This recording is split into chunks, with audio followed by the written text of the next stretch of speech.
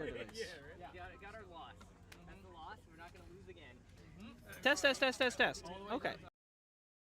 Laptop audio is working. Okay.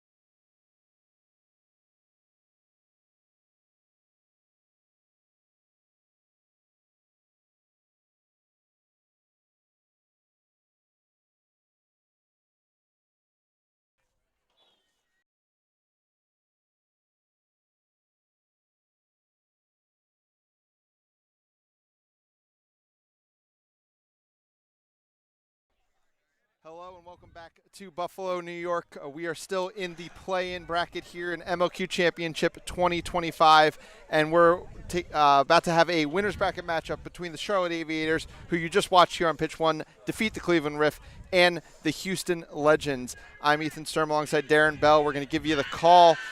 Big game here. Winner gets one win away from the championship. Loser has a long road ahead of them to make it out of the lower bracket. Definitely, especially with the smaller roster here that Houston has brought, a roster of only 15 players to Charlotte Aviators 20. This will be a difficult matchup. Yeah, that was the story of Game 1 here, where Cleveland's depth was not the same as Charlotte's. We get a brooms up here. It's going to be going end to end. It's number 47, Sean Allen, and it's first blood drawn by the fresh Houston Legends. That's something that you want back. If you're Hodge there, like he just missed the pushback on the ball and that brooms up, and Houston was able to take advantage of that right away. Yeah, and like we said, Cleveland was able to stick with this Charlotte team early as well, and the key was the dodgeball control. This time, though, it is in the hands of Tony Bonadio and Celine Richard.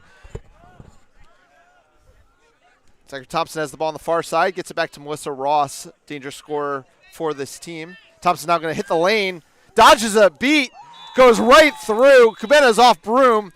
Easy finish there for Zach Thompson. Charlotte's on the board. Fantastic. Great patience and great opportunity forced there by the Charlotte beaters that they had there. And I was wishing that someone would step up there on 73. They are running that hoop defense, but you got to be able. You can't just let them run into you like that. Yeah, like I said, I think Kubena might have come off broom as well, which made things that much harder. Now it's going to be up to Kevin Raber and Kaylee Duvall to try to figure out a way to get dodgeball control back here from a very talented group. Of course, Richard has been a part of Team USA for quite a number of years now. Is not an easy beater to deal with. Raber's considering the exchange. Richard throws back. Allen's going to hit the lane. Bonadio has the stop. Thompson's now looking to run. Thompson's in transition. Only Kubena to beat. Dodgeball misses, but so does the shot. I don't know if Thompson thought they were out of time because that beat was coming, but the beat missed, but the shot did as well. Yeah, that's unfortunate. It's one of those instances that you think you're going to get beat, so you got to get the ball out, but you want those shots back, especially like in this opportunity, like when we're at a tied score right now, 10-10. Yeah, we'll see if the stat keepers want to give Raber a stop there for a beat that missed, but was enough to force the turnover. Kubena's going to bring the ball up. Still 1-1 here early in our third game of the day at MLQ Championship. Heat starting to become a little bit more of a factor here. It's going to be a warm afternoon. Maybe not for the Texans on the field, but for some of us who aren't used to that weather.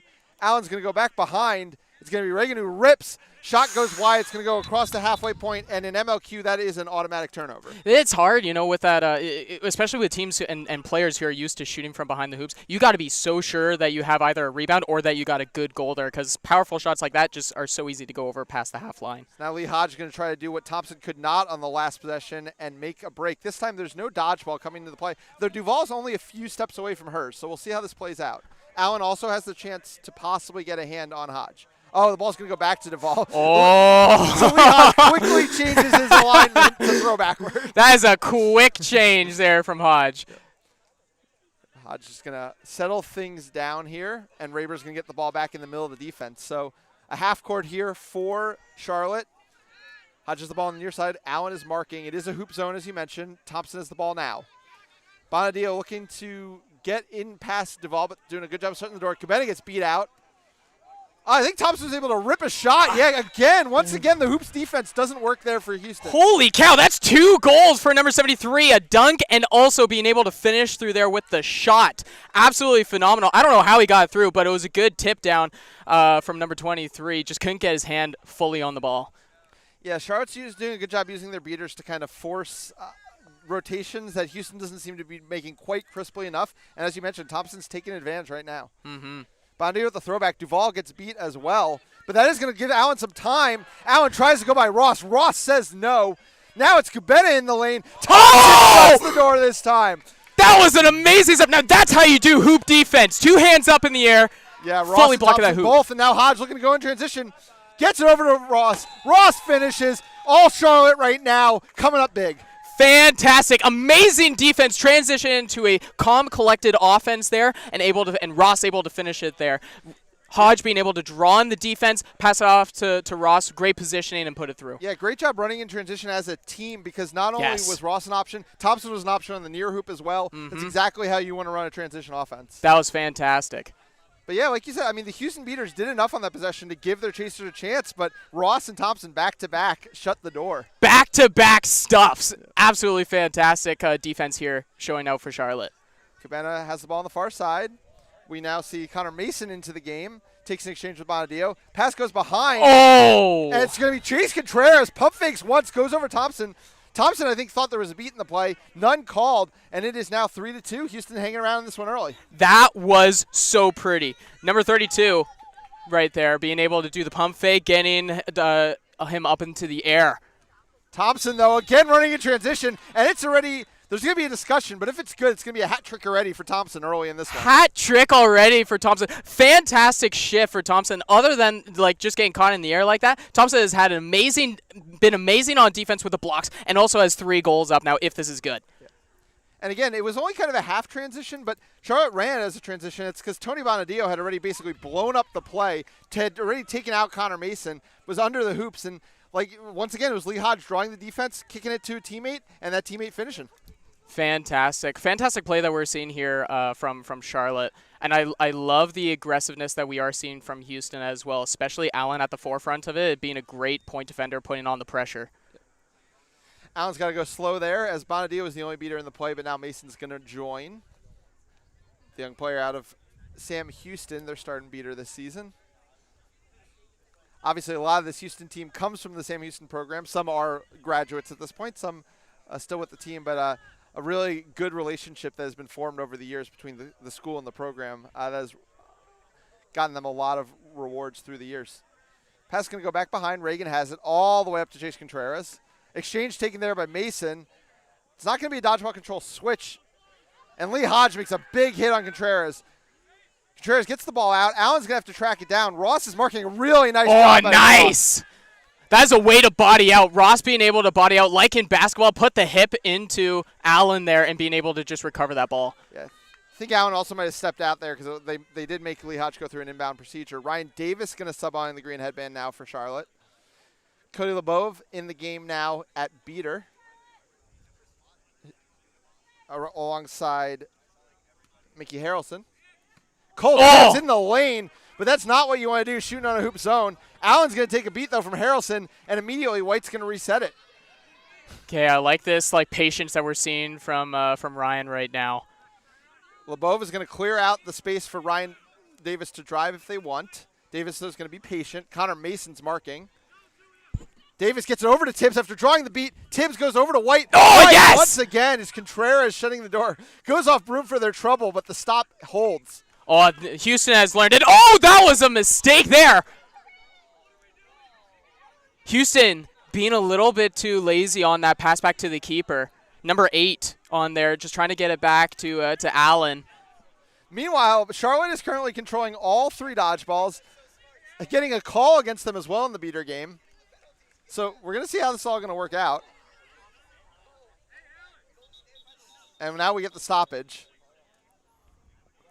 But yeah, it looked like Houston had a chance at control, and I think there was a mistiming on the immunity. I think Mason threw thinking Harrelson didn't have 2 balls, but they already did. So, yeah, I mean, obviously the refs are going to have to sort this one out, but a big opportunity for Houston if they could have gotten control. They haven't had much of it so far, and that's kind of been the story of the game, alongside the first line of Charlotte's ability to finish through traffic. The second line's been struggling a little bit more with that. Oh, yeah, just a little bit. But kudos to Karen White there. Just being in a great position, didn't give up on it, didn't let up too much, and was just there for when trying to give it back to the keeper, back to Allen. So fantastic. Kudos there for number 66 on Charlotte, Karen White. White's already had quite the morning, sang the national anthem here, scored the game winner in game 1, and then back on the field here for game 2. Fantastic. Huge shout out to White, showing out here for day number 1 of the 10th anniversary championships here in beautiful Buffalo.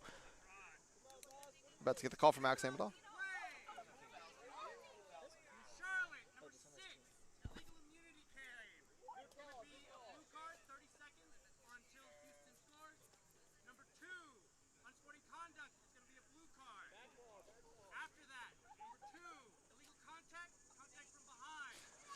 So the full that happened is, like we said, that immunity claim that I thought Connor Mason misjudged, actually judged it correctly.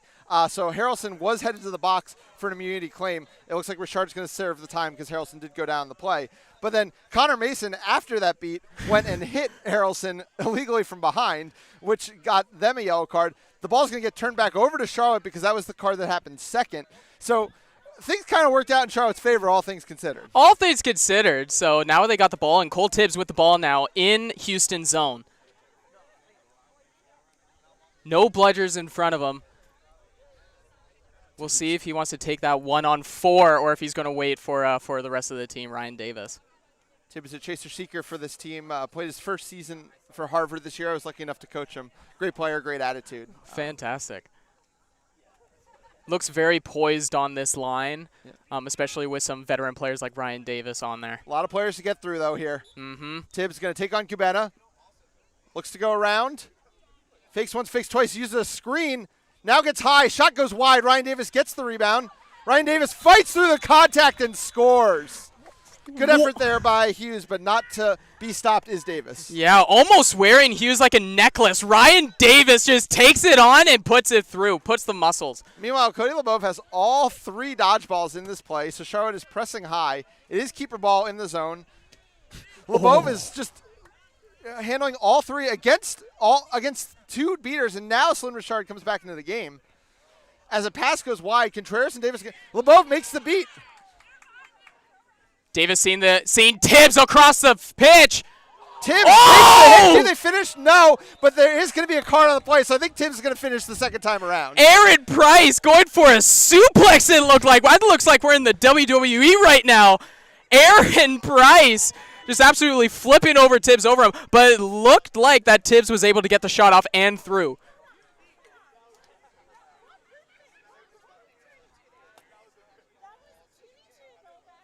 It's that Harvard grit right there. It's just like as being upside down and hook shot through the small hoop there. So Price is going to get called for contact from behind. There's going to be a yellow card on the play. It's going to result most likely in a Tibbs goal, but that goal is only going to release Mason. So Price is going to still probably have to serve a full minute. Meanwhile, as we said, the dodgeball game has just been exclusively Cody Lebov for the better part of 45 seconds at this point. Finally, it looks like there's going to be an opportunity for Sarah Doverspiker to go get the 1 dodgeball for Houston, but obviously not in time to stop this play as Tibbs opens their account in this game. Tibbs able to finally get the goal there, was just placed in front of the hoops with the quaffle and just easily puts it through. This is not what you want to see from Houston, just getting all these penalties, especially early on in the game. Lebov misses a beat. No, it does make the beat as this one goes out of play, but at least Houston's, I think, finally going to be able to reset their dodgeball. Got to see where it is. Yeah, it's going to be in the hands of Connor Mason.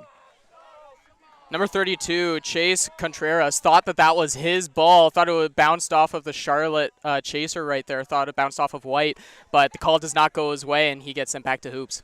Yeah, and finally now we're getting the what's been historically the #1 beater pair for this team, Lebov and Richard, with control. And Ryan Davis looking to take advantage. A nice beat by Connor Mason. Stops the pass. It does go behind. I believe it's Lauren Hirsch who has the ball now. Gets it over to head coach Allison Slominski. Slominski tries to finish through Cabana. Not to be. Tibbs now having the opportunity. Tibbs does finish it. Tibbs, not to be denied, gets a second goal right there. Back-to-back goals for Tibbs. Yeah, nice job going around the back of the hoop. The best thing you can do against the hoops D, because they can't even block it from the far side, it would be goaltending. Exactly. That was really smart. Yeah, 7-2 now in favor of Charlotte. Charlotte's starting to feel this one. A team who's been historically kind of the kings of the play-in bracket, have gotten through so many times. Know what it's like, know how to play those back-to-backs early on Saturday. Would be 1 game away from getting out if they could get a win here. Price back in the game now. Go ahead. Yeah, no, 5 goals up is putting them into a good position. Obviously, we have this #1 beater lineup for Charlotte. Mason takes an exchange there. Price looking to drive.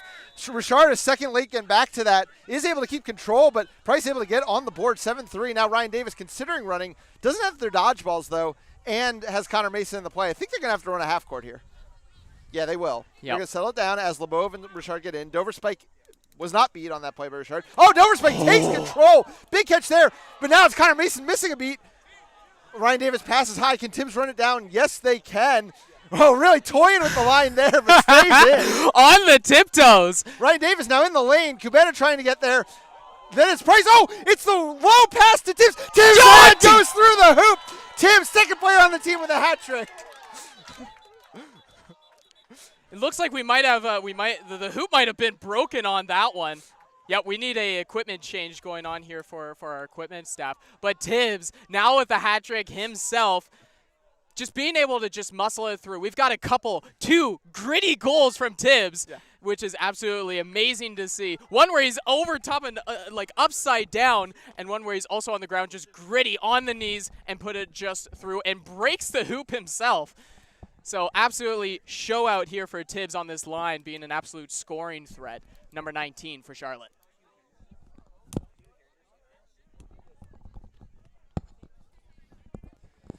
Yeah, so it has been all Charlotte. I mean, you know, Houston's taking its opportunities to their credit. It's just been it's been tough for them to make the stops without enough dodgeballs. Obviously, it's been heavy Charlotte control. And like you said, between Thompson and Tibbs, the willingness to finish through contact has really been a difference maker for this team in this game. Yeah, this Houston beater line just had a couple pretty good plays, but the Charlotte Quaffle carriers are able to still be calm and collected and take and realize those exchanges, that be able to slow it down and still be able to finish. Now Houston's been giving it to them. It's not been easy goals for these past, like the first couple, Houston got caught off guard a little bit on that hoop defense, but they've been stepping up and bringing the contact, but Charlotte has been gritty enough in order to put it and finish. Yeah, we're like we said, we're just waiting on an equipment malfunction. But yeah, we are in game 2 of the day here in the play-in bracket. Stakes are that the winner of this game goes to the winners bracket final in the play-in. Winner of that game clinches a spot in the quarterfinals, which will be happening this afternoon. Loser of this game has a long road ahead of them. They will be waiting to take on the winner of Detroit-Cleveland, which will be happening right after this game. In what will be a do-or-die scenario, and not a situation either team wants to get into. No, especially like on day one, you want to play all weekend long. That's what every player comes here for, is to play quad ball at the highest level here in North America. And so they want to be playing as long as possible, and to be shut out so early on day one would be somewhere where you obviously do not want to be. Yeah, and obviously, you know, the road is long in the morning, and then you have to immediately take on one of the best teams in the league in that quarterfinals. But, you know, in MLQ history, there's been one team who's ever taken a game in that quarterfinal between a play-in team and a 1 seed. It was the Charlotte Aviators a number of years back against the New York Titans. So if anybody knows what it takes, it's this team. It's that grittiness, and I love seeing it right now, and they're showing it. They still have it this year. And so I'm so excited to see where Charlotte can go. But we still have this game to go through as Houston has the ball. Yeah, it's going to be Cabana with the ball. It's going to be 3 lead here. Shout out to our events team and as well as head ref Alex Amadal for keeping this thing running smooth. Another press here from Charlotte. They're calling it off now, though. Cole Tibbs still considering it, though. And now Cody Love says, oh, I'll win this exchange. Gets the beat on Price. Ryan Davis might have the home run ball. No, Connor Mason's able to clean that up. It's going to be no dodgeballs now for a second. Davis, though, eats a beat long distance. A huge play by Connor Mason there to shut down the goal. What a fantastic beat there by number 2, it looks like that. Is Connor Mason. Mason able to make that long snipe in traffic to get it through to Davis. Yeah. Davis thought that he was safe for a second and put it through the hoops, but refs call it off. Yeah, and Chaser Sam Reagan was bringing the ball up, pointing out Connor Mason. He knew who saved his team that goal. And Mason's going to get a well-deserved rest. Put on a long shift there for sure. Long shift, but put himself definitely on that stat sheet for a couple stops. Pass goes up top to Cabana, head coach of the team. Patience here as Kit Pham has to go chase down the 1 dodgeball. No, sorry, it is control now for Houston. Peck's able to clean that one up. And it's going to be Lauren Hirsch picking it up.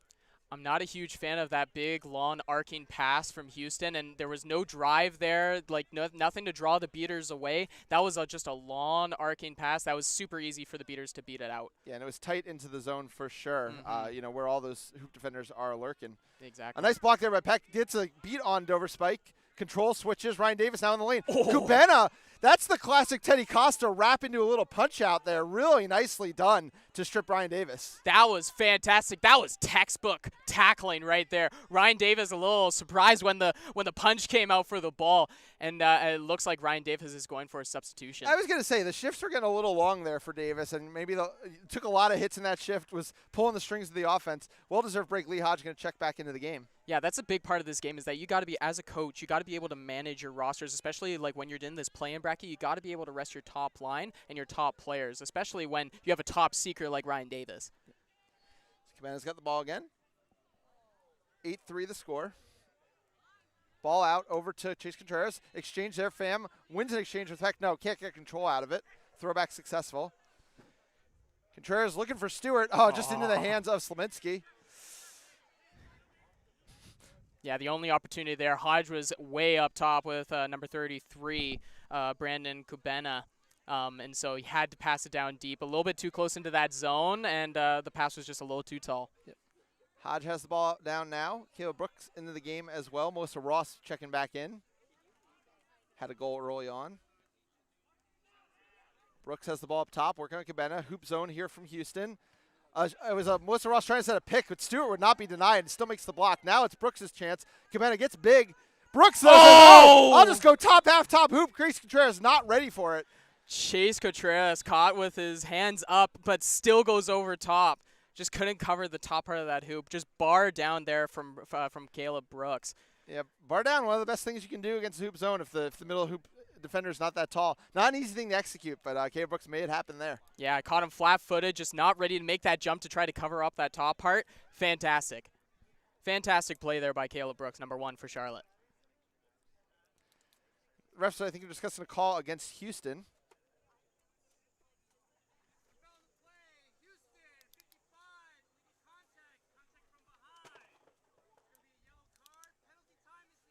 So it's going to be 55. It's going to be Araozu who picks up the card, but because of the goal, not going to serve any penalty time. 3 yellow cards, 2 red in MLQ, so a long way off from that. So it's really just going to be more of a slap on the wrist as the game goes to 9-3. Pham looking to take the opportunity to make a play for control. Lee Hodge, though, kind of blocks him out. Number 55 looks like didn't remount one tagged in, but gets away with it. Refs did not see and substitutes off for number 35. No harm, no foul situation. No harm, no foul. Contreras now has the ball. Still control with Charlotte. Pham considering an exchange with Peck. Great dodge there by Hodge. Now Hodge be out of the play. Hannah Reese goes high, throws back though. Peck's now defending both. Duvall not in the right spot to handle that throwback. Pham is now got to go get the ball and reset it.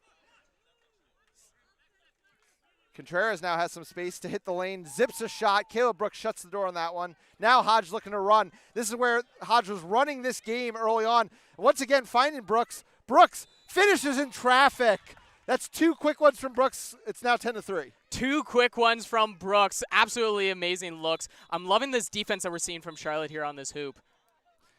And it's going to be Houston taking the timeout. Probably both the strategic timeout as Charlotte's starting to run away with it a bit. Also, obviously, we mentioned a short roster. Probably need some minutes to get some water and a breath. Exactly.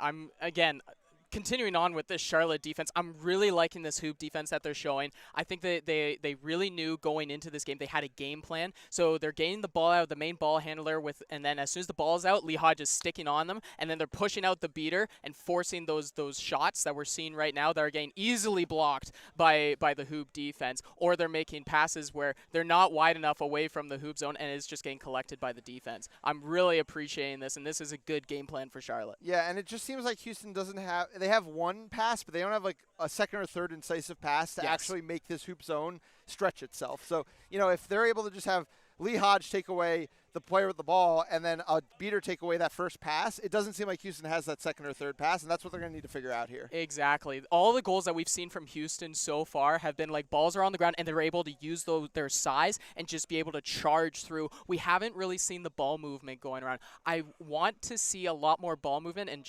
really see and really put pressure on if we can shift that Charlotte defense, especially utilizing behind the hoops. Like, there's a lot of space down there. Maybe if you put one of your big bodies back there, able to body it out, catch the ball and bring it in, and try to get the ball away from Lee Hodge. maybe we can see something there and really get that Charlotte defense shifting and see where the beaters go from there and maybe try to get an isolation. But I really want to see a little bit more of a dynamic offense here from Houston. Yeah, we're about 14 minutes in here, so Houston, not a ton of time to kind of bring this one closer before flag runner on pitch comes in. And obviously Charlotte boasts a pretty strong seeker rotation, headed up by Ryan Davis, Team USA seeker for a number of years now. So not a ton of paths back in this one for Houston, but we'll see what they can do coming out of the timeout. Yeah, now we're seeing Allen come back in again. Like, this is a short roster for Houston, but Allen was very prominent when he came in with the keeper headband at the beginning, at the start of the game. Number 47 here for Houston now has the chaser headband coming into play now. Alex Amadal about to get us started here again. It's going to be Cabana bringing the ball down. Charlotte settling back into its hoop zone. Like you mentioned, Lee Hodge not afraid to get high, knows that, you know, if a beat does come, it might give their beaters a chance. And Houston is coming out of this break with control, which is not something we've seen a ton from them. So we'll see how that affects their ability to play some offense. Cabana's going to go across to Contreras. We're seeing Allen at the behind the hoops right now. He is coming in, though. And really nicely done. The thing about only having the one dodgeball for Charlotte is they couldn't handle that one pass. Cabana's able to score a goal. Peck is looking to make a play for control, but Pham just smartly throws back. So a little bit of momentum coming out of the timeout there for Houston. That's good. That's exactly what Houston needed to come out and really put their foot back into this game. Hodge floating up top. Goes over to Hirsch. Hirsch has a lot of space. Hirsch is waiting for someone to step to her. Nobody ever does. Hirsch goes right through and scores. Hirsch absolutely just taking over the field right there. Nobody stepped out, so she's like, you know what? I'm going to bring it to you. Brought the physicality there, being able to get the arm in there and through. Yeah, and the key to being a hoop zone is if some part of the hoop zone isn't respecting you, you have to take that space. Credit to Hirsch. She took every little bit of it. Oh, 100%. Control does stay with Houston through the play. It's 11-4 now. Houston really taking their time here. Is that part of the game plan coming out of this, or is this that they're getting tired? Yeah, I mean, I think at some point with the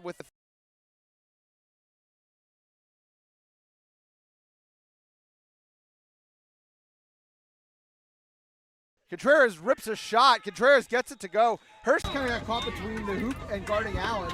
Peck is looking to make a play for control in the exchange, and I think, yes, AR Crystal Cobb's about to give the ball to Charlotte. So goal for Houston. It does cost them control, though. Yeah, no, Hughes made a pick on the other side of the hoops. Didn't go for that shot. Said, no, I got this. Puts it right through that small hoop on Charlotte. Hodge faking around Cabana. Pops it over to Ross.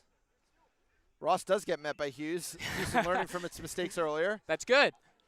Oh, Pham, that was kind of a half-hearted effort, but hits it square in the middle of Brooks. And now Allen's here we going to go. run. Peck needs to get back into the play here.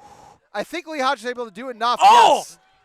Really nice job by Hodge there to not force Peck into any uncomfortable spots, and they're able to get the stop. Allen had the size advantage, but Lee Hodge being able to, he is a knowledgeable, tactical tackler, was able to get the arm in there and able to stop that throwing motion so that the ball goes dead right in front of the Charlotte zone. Dre Sancho subbing into the game for the first time here.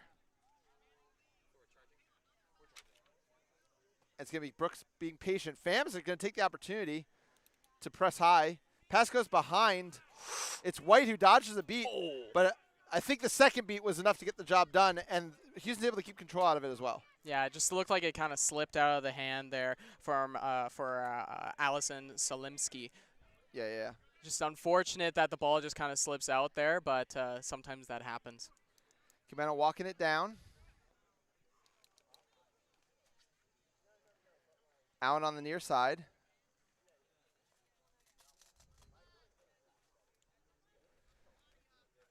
It is control. It's Dover Spike now back into the game with the second dodgeball alongside Pham.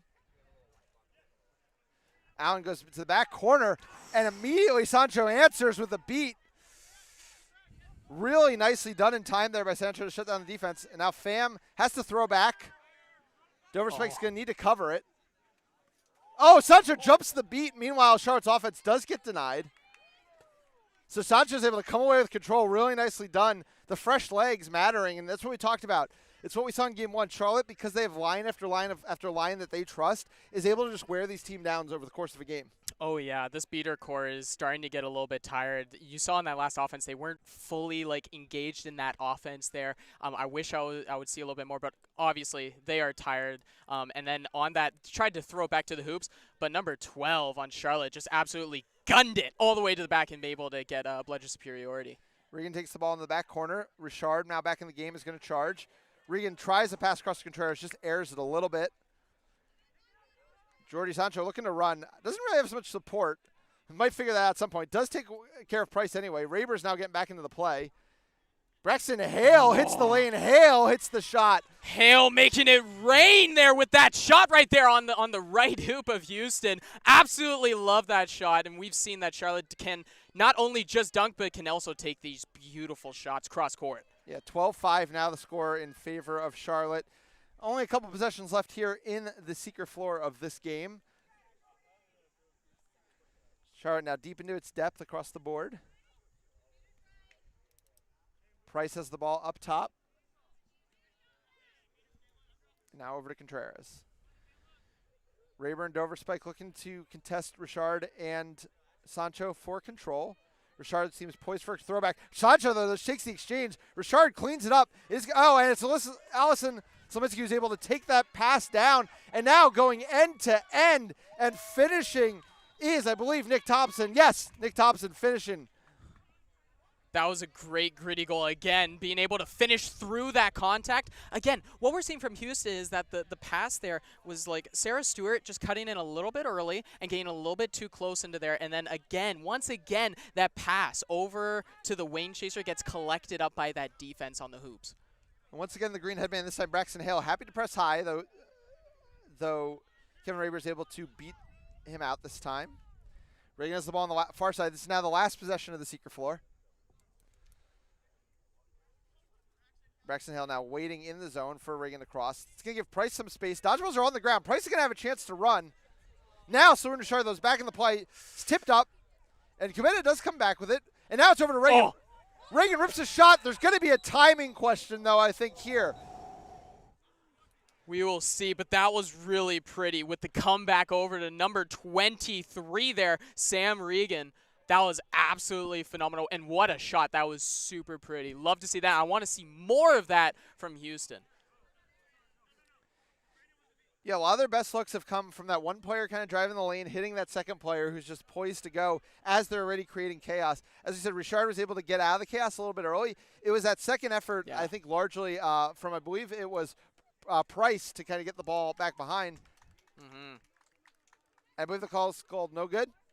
Ah, that's unfortunate. Number 23, Sam Regan, really wanted that on the stat sheet, but unfortunately does not go his way. It's what I saw with my eyes too. So I do think the crew got it right, and obviously we've got some great crews out here, which we're very lucky and happy to have. So it is going to go to Charlotte, and we are going to reach the 20-minute timeout here in this game. Obviously, a little bit of back and forth affair at times, but a lot of Charlotte dominance, and really they've killed Houston in transition the hardest. Yeah, the transition is really hard, and especially as the game goes on and your beating core is getting more and more tired. There's a lot of times when the beating game, all the bludgers are on the ground, and your Houston beaters are just so tired that it's hard because as a beater you need to.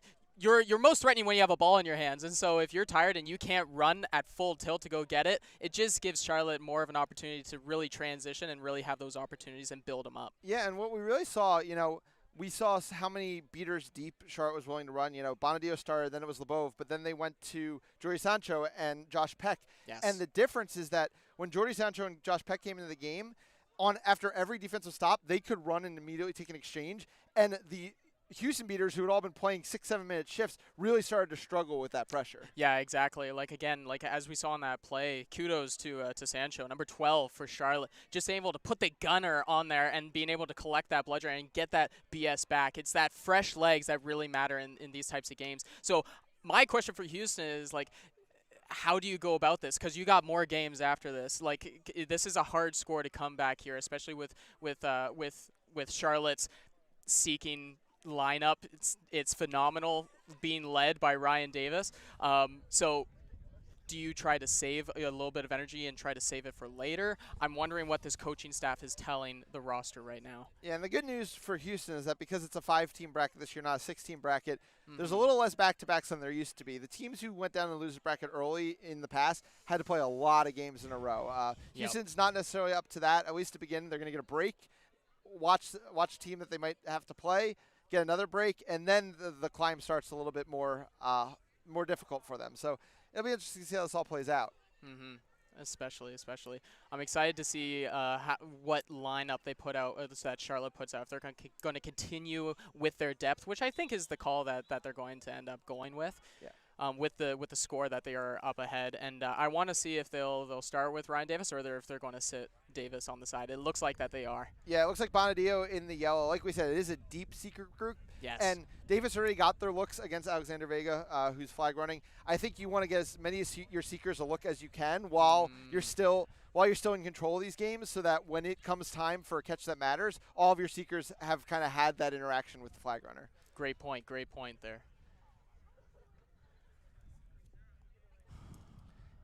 Number 41 with the ball right now for Charlotte. Yes. That is Braxton Hale. Yeah, Hale got that goal recently. Might have – I'm trying to see where the dodgeballs are. I believe it is Houston's dodgeball way, way behind the play. So as has been the case for much of the game, Charlotte's going to get a chance to run. Hale's bringing the storm, it looks like. Maybe getting ready to go for a run with the bludger way behind Charlotte's hoops there. You know, with all these precipitation puns, if it starts raining tomorrow, I'm blaming you, Aaron. That's fine. We still cool things down a bit if it happens. Yeah. Alex Emil about to get started. Hale doesn't seem to be in a rush, even against the no dodgeballs. Now gets his team running ahead of him. Is going to have to go back. Kumena goes to Thompson. Nick Thompson just goes right around Stewart. Smart play again, as you said earlier. You go from behind. You can't goal keep as a chaser. So that was a smart goal there. Reagan slows it down. Duval currently guarding against Bonadio. All beaters are just playing in the quad ball game. Raver makes a hit there on Richard. Bonadio was close over in the flag runner game. Oh, a nice pass over to Stewart. Stewart takes the contact from Thompson. I can't tell if Stewart shot that or if Thompson knocked it out of her hands. Either way, it went through the hoop. Either way, you take that. Stewart takes that and gets on the stat sheet. Slavinsky, though, eats a beat there. Nice job by Mason there, recognizing while playing in the flag runner game. Unfortunately, it's going to be Hale who gets there first. Working on Reagan. Goes over to Morgan. Morgan shoots, goes wide. Hale looking for their second of the game. Goes top hoop over Kubeta. As taunting is allowed. Hale goes with the too small. Wow, reaching for the stars. Number 41 jumping up and putting the posterizing number 33. 4 more goals now needed for Houston. Sorry, for Charlotte. Cabana has the ball.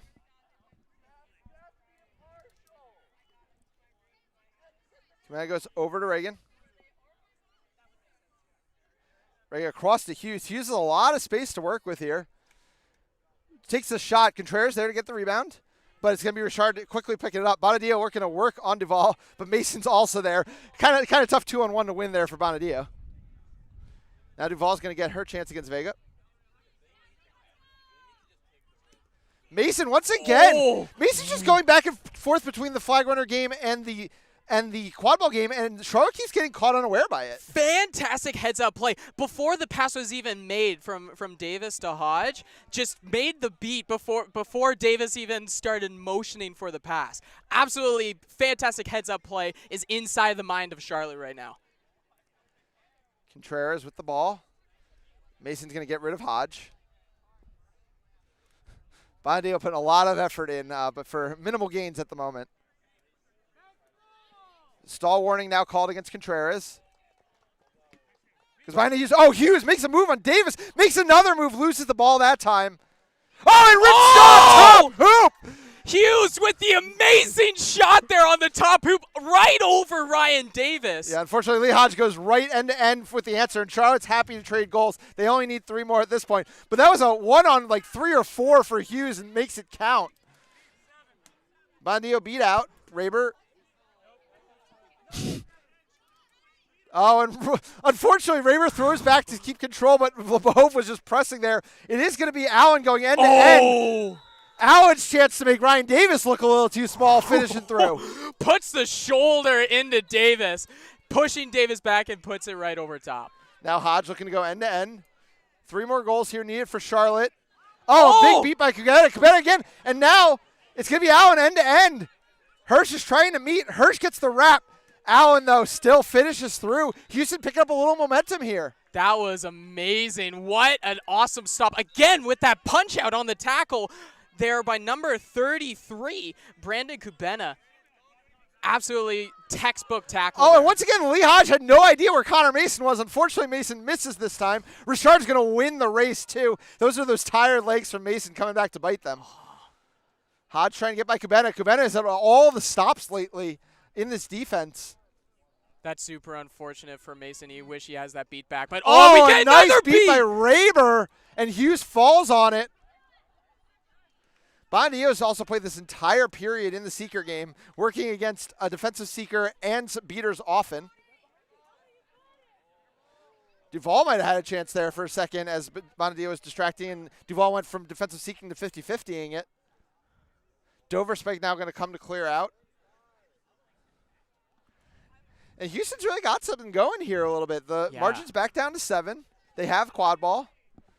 You get a catch, this game. Oh, and a big stiff arm. I think this is what Houston wants. I think they want to go on the defensive because they value their size here. They take that matchup any day.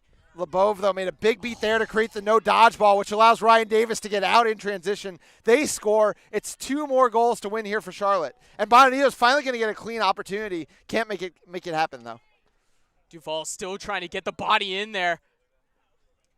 Oh, Bonadito's getting close now. Getting close, and Duval has to go back to hoops, gets beat out. Doverspike the distance beat to keep it, and Pham might get control. No, Pham whiffs over Lebov. And Lebov takes the kick beat on Pham. Oh, it rolls the head. Easy stuff for Lebov. And now it's Richard cleaning up the quad ball game. Davis now running in transition. Can Kubeta make another stop? They do. The back pass misses Hodge. It's going to be Ross picking it up. Ross, though, does get stripped by Reagan. Going to be a call on the play. The question is, did Reagan make any contact, or was it a clean strip? Kubeta does not like the call. Oh, I want to see what the refs are saying here, because that looked like a very nice strip from here. But that was a great transition to defense for Houston there. No call on the play. All right, clean strip here. You know, the only thing that's getting scary for me for Houston is I love how they've played this 5-round pitch period, but we're starting to see the tired legs hurt them a little bit because it's just the Charlotte beaters are able to get to more spots right now than Houston is, as Cody Lebov makes another big beat. Oh. Cole Tibbs now in the game at Seeker as Kubena is trying to get by Hirsch. Kubena stop on the play.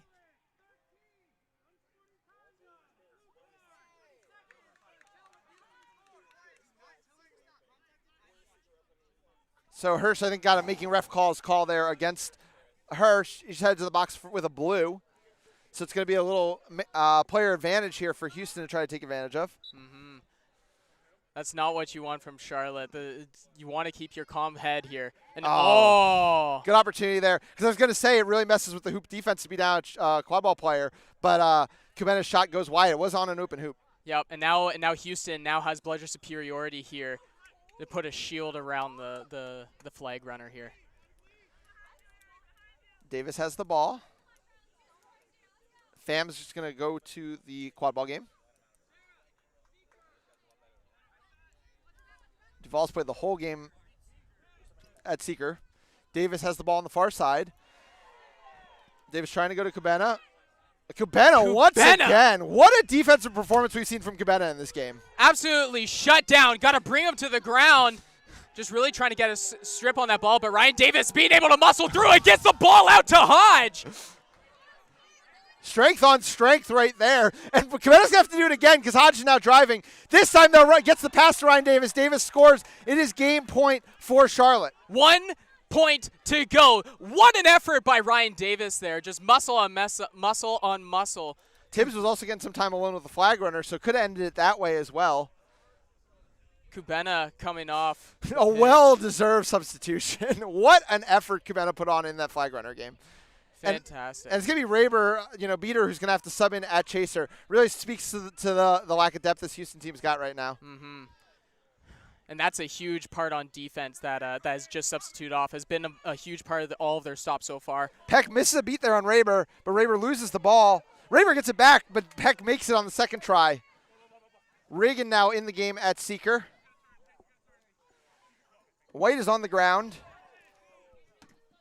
Beat exchange there. Dover Spike throws back for control. It's going to give Tibbs a chance. Oh!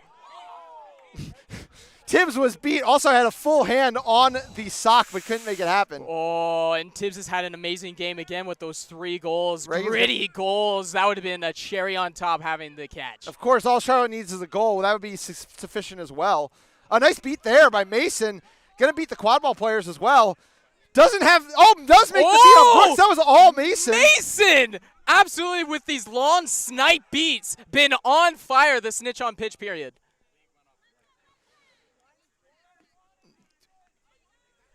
Tibbs is beat out of the play there in the flag runner game. Contreras has the ball. Across to Stewart. Stewart, though, gets shut down by Brooks. Brooks has a chance to end here. Is going to slow it down against dodgeball control. Tibbs getting more time. Dodgeball's now. Oh, Connor Mason's going to make an aggressive play at the flag runner, which is going to make it 1 dodgeball for in the defense for Houston. Brooks with the ball up on front.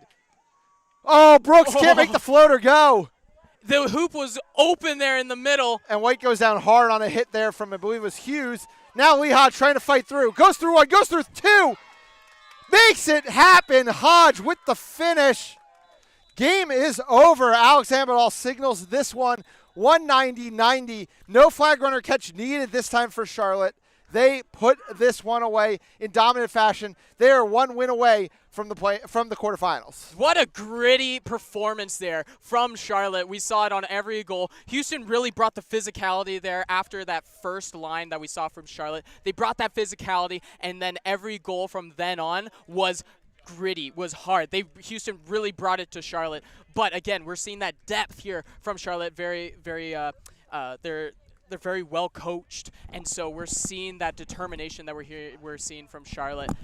Great performance there from Houston, especially on snitch on pitch. I think that's what a lot of teams moving forward, especially as they continue to play here on day 1, that teams got to be looking out for, is that Houston is really looking to put the pressure on that snitch on pitch. Awesome. Well, that is going to do it here for this one. We'll be back in about 20 minutes with our next game between Detroit and Cleveland. In the meantime, though, we're probably going to be thrown to our analyst desk. So hang tight. We will be right back.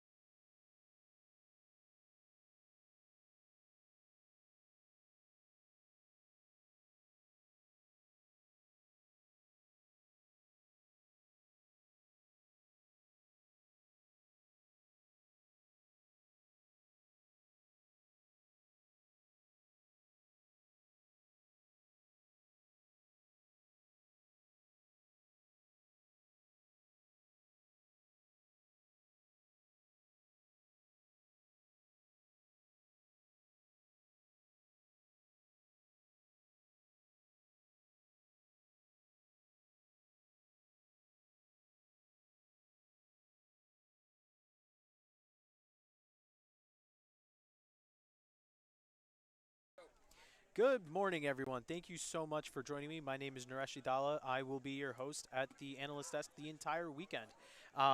We just saw the end of the Charlotte Aviators and Houston Legends game. We had two games happen earlier. So first things first, we are going to wrap up the game that we just saw, and then we'll do a double back for those that didn't get a chance to watch the initial game slots. I'll give you a quick recap, give quick understanding of what happened in that early game slot, and then go from there. But in this early game, real quick before I go on, expectations for this weekend is it's going to be interactive. It's going to be a lot of fun, or at least that's the goal. I got a little whiteboard set up here with me. My goal is, if you have any questions, I'll answer them. But also, my goal is to really show you what I'm seeing on the field and potentially some of the answers to some of the problems that these teams might be playing, right? So we're going to be moving around the magnets. We're going to be moving around on how to beat a 1-3 zone, or how to beat a 2-2 zone, or if a team is throwing in a mark defense or a triangle, so on and so forth. The goal is to really be able to showcase what a lot of these teams are doing and get an understanding at a deeper level of everything that we're seeing on the field. So if you have any questions with that, please feel free to use the chat. But for right now, it's going to be a quick little recap of what we saw in the Charlotte versus Houston Legends game.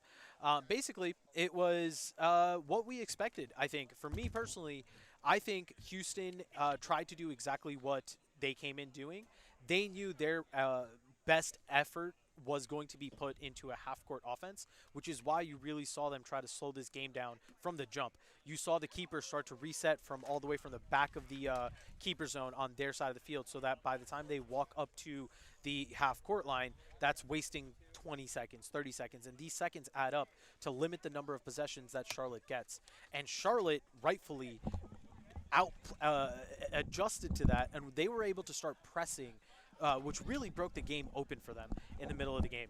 And that's where, because of the depth advantage, and you heard some of our commentary say it, where Ethan and Darren were both lauding Charlotte for being able to go through into their fourth beater pair and really take that and use that as an advantage, because when you're in your fourth beater pair and the other team is running the same beater set for about 6 minutes because they don't have the depth, you can really bridge any form of talent discrepancy by being able to just blitz them constantly with heavy pressure. And I think that's what we saw, and that's what ended up being the difference, because in the early game, when it was still half-court and both teams were playing primarily half-courts, you saw that Houston was able to get good looks. But again, the other difference was, and we saw this with Charlotte in their game against Cleveland earlier, their physicality at hoops has been remarkable.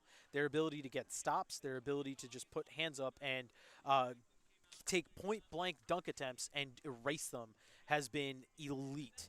And that sort of defensive hustle and effort is really hard to be able to match when you're playing short-rostered, and it almost undermines the morale that you have on the bench, where if you go up, miss the shot, and then you get blocked the very next attempt, now you're kind of frustrated, upset, annoyed that the goal didn't go in, and then you see immediately that the team's running on you.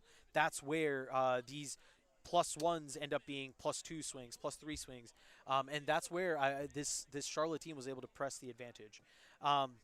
We really saw the game sort of shift with in terms of momentum during flag runner on pitch, which has been a staple for Houston Legends and League City, obviously previously in the past, where they've been able to use their athletic size advantage to be able to really push the pace and use their ability to just run through people to get goals. And we kind of saw that in the middle of this flag runner period, where Connor Mason was able to switch from playing flag to playing quad ball and get a ton of really nice turnovers that allowed Sean Allen, that allowed Brandon Cabina, that allowed Sam Reagan to run up the field and score.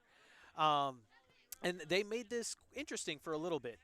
But having said all that, I think this Houston team, I know it's unfair to judge them for the team that they've brought forward here because of the fact that they're only playing with 15 people. I think this Houston team this regular season has shown that they can play a very solid half court and they can get really good half court looks all throughout the regular season. However, my biggest concern with them is the number of possessions that ended with 1 or 2 shots. one or two passes that led to an immediate rip, right? And that sort of thing isn't conducive for running a sustainable offense. Where if you go back, you would see. Perfect. I'll use the whiteboard where you will see the keeper bring the ball up. Oh, I guess I'm gonna have to hold it. Where you see the keeper bring the ball up here. The point keeper moves to the ball carrier on that side, and then they're just instead of moving to where the beaters are set up on this side or on this side and get the ball here, they're looking for a deep pass to somewhere to the offensive chaser down here or the offensive chaser down here, and it's just either going for that one pass alley-oop, one pass, and then try to drive here and then rip it tall hoop, and that sort of thing is just not conducive to a sustainable offense where that might work for you one or two times, but if you're trying to make that your entire thing, your teams are going to adjust. And I think with Charlotte, they started meeting them up a lot higher. Their beaters knew that they had the advantage, so you saw Cody LeBeau really start pressuring a lot higher up, where they almost went into a top-down beater press situation where Cody LeBeau was, imagine this blue edge is the mid-pitch. Basically, Cody was playing at mid-pitch, if not higher, forcing the depleted Houston beater line to try to contend with them and really just pushing the pace. And unfortunately for them, it just did not work. And that's where Charlotte was able to get 3-4 goals in quick succession to be able to really just blitz this game off the field. And then from there, I think star efforts from Melissa Ross, who's had a phenomenal weekend so far. Really great game in against Cleveland, and then again great defense and great offensive positioning and ball awareness in this past game against Houston. The other people that I think really had a phenomenal game and really stood out for me was Cole Tibbs, player that I really haven't heard before, and just showed out from the jump. Great defense, but the biggest thing is he showed up and immediately had 3 goals in succession. And that sort of effort from your players that maybe other people don't have on the scouting report is something that's very beneficial to be able to show out and give a different look. And you saw how important that was for Charlotte to be able to cycle through each player, and players that usually don't get talked about are able to produce at a very high level and gave them 3 quick goals when needed. So going forward, so the next matchup for Houston, they're on the loser side, which means they're going to play. They're going to end up playing Detroit, and the winner of that will play the winner of this current game that we'll see. Oh, I'm sorry. Houston is going to end up playing. No, sorry. Charlotte will end up playing Washington. That'll take us into the first quarterfinal seed, and then from there, the lower play-in bracket will happen. So right now, it's going to be Detroit versus Cleveland. Winner of that will play Houston, and then the winner of that will then end up playing the loser of Washington and Charlotte. That's a lot. I know. I apologize, but hopefully you guys have the schedule in front of you, so it'll make a lot more sense that you'll be able to follow it. For right now, I will be taking a quick break, and throughout the day, though, I will be coming back with little snippets, little whiteboard stuff, so that you can start seeing a lot of the different concepts that we're talking about. Thank you so much for joining me, and I can't wait to host the entire weekend.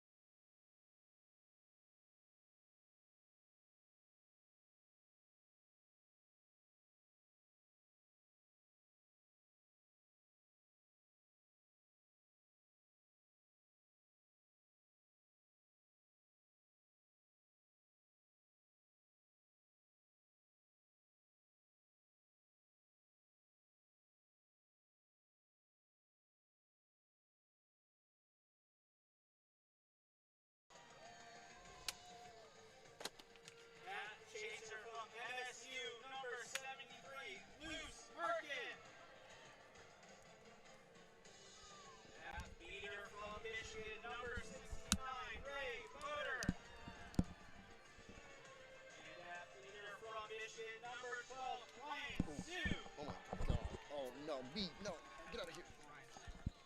It's okay. It's not gonna hurt you. That's not even a B. I don't know what it is. I just don't want to freak out.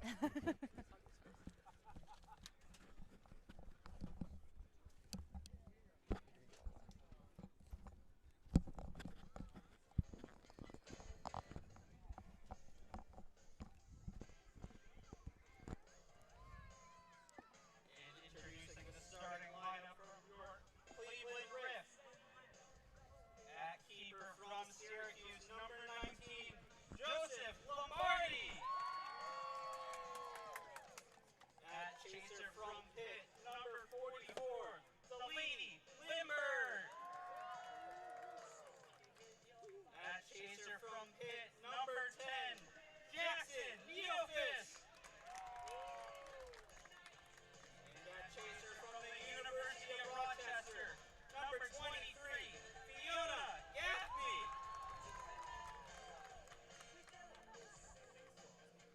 At beater from Case Western Reserve University, number 57, Adam Thompson. And at beater from Bowling Green State University, number 26,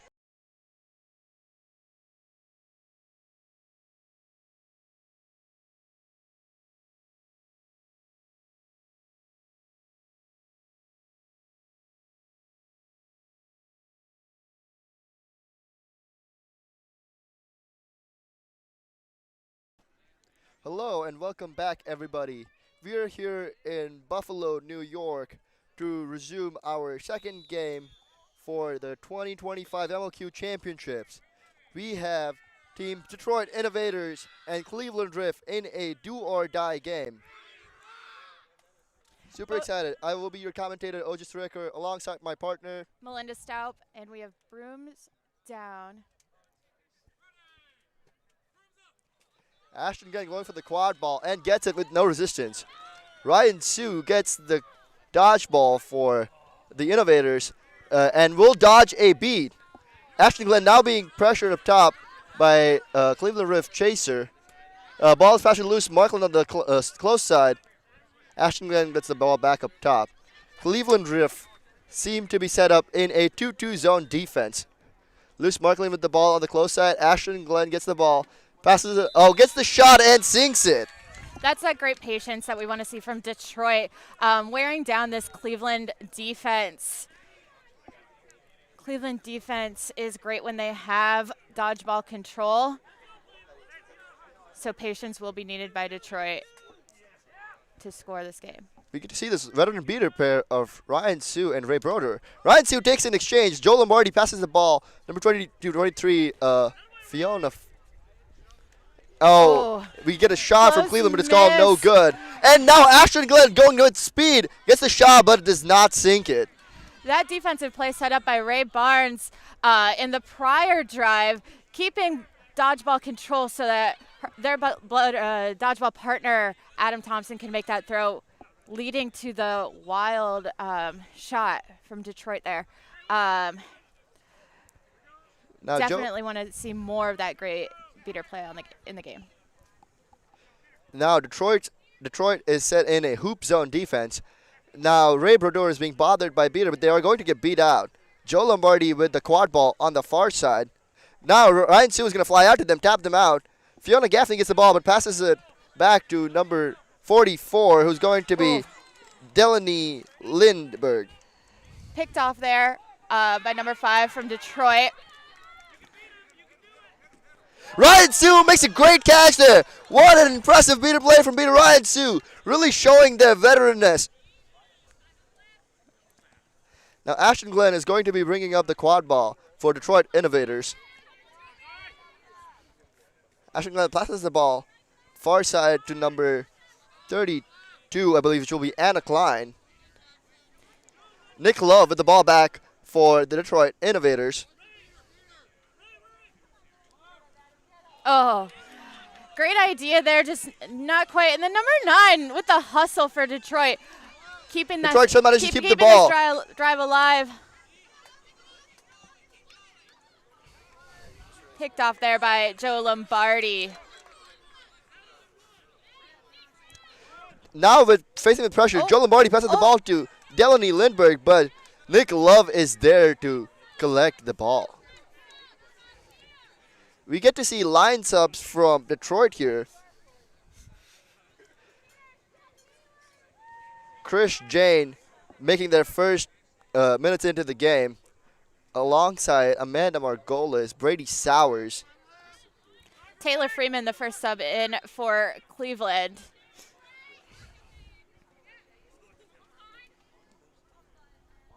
Putting the pressure on. Wild pass. That's a turnover. We have a fairly low-scoring game so far. Love that for the defense. Let's get some more innovative offense here, both teams. Love to see that. New beaters in for Cleveland. Pete Brechting, Martin Miner. Putting the pressure on Detroit. Chris Jane makes a snipe of a beat on Joe Lombardi, but Joe Lombardi is able to get off the ball. Meanwhile, Brady Sowers, and we have a big huddle in the middle of the pitch, but Detroit beaters are there to clean it up.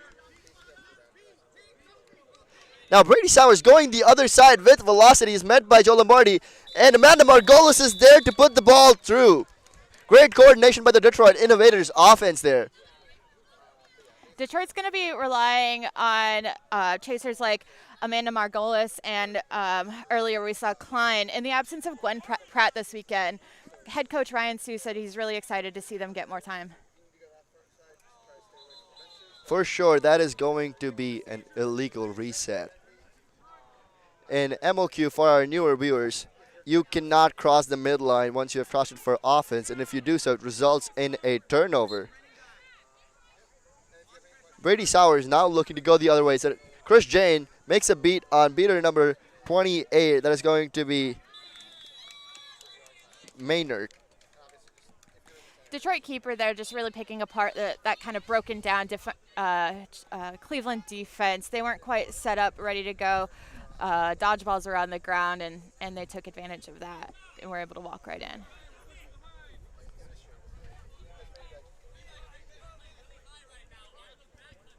Jack Mosley now bringing up the quad ball for the Cleveland Riff is faced by a pump fake from Levi Medeiros, which leads to an errant pass from Cleveland Riff to the back, which is intercepted by Detroit.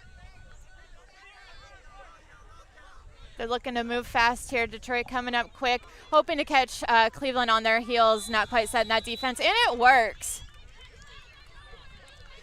Brady Sowers has been wrecking apart this Cleveland defense with the amount of pressure and speed they have been applying. Really love to see that from such a young college player. Meanwhile, Chris Jane gets a beat on Freeman right by the camera. Detroit now looking to pull out a press.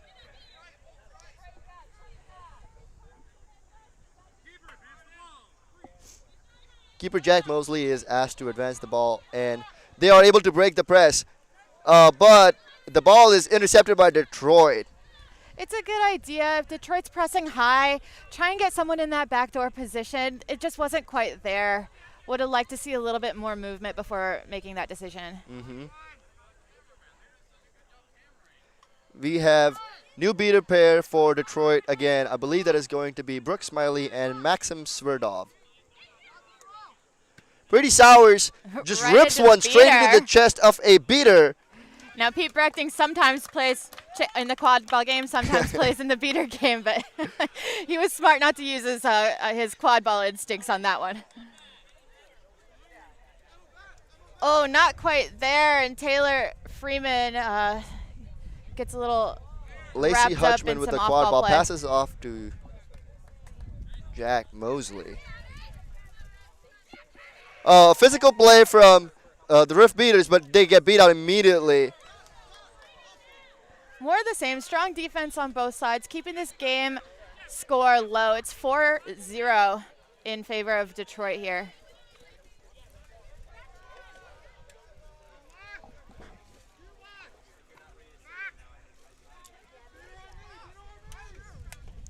Rob Butler passes the ball to the wing, and they dunk. Lindsay Smyers, that was incredible, just following that beater in for the free goal.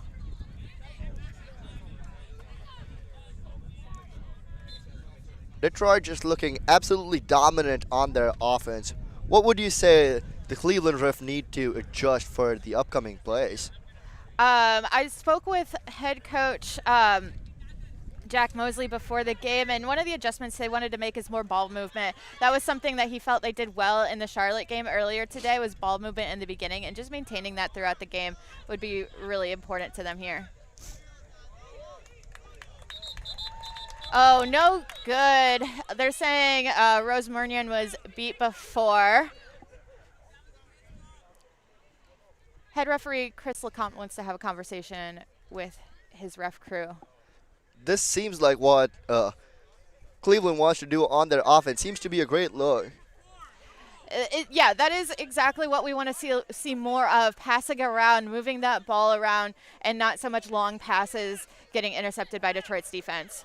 For sure.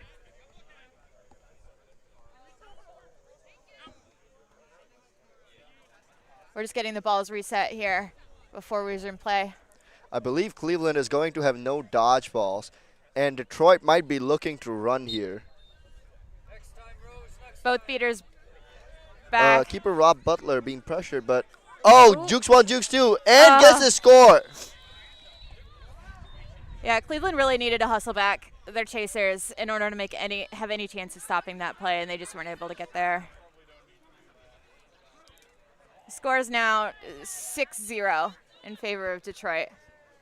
Another long pass, looking for that backdoor. Not sure what the intention is there. They don't have anyone behind the hoops.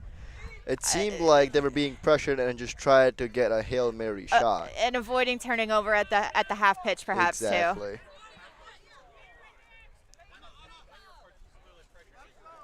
Pit beater pair, Emma Mayo and Kevin O in the game for Cleveland.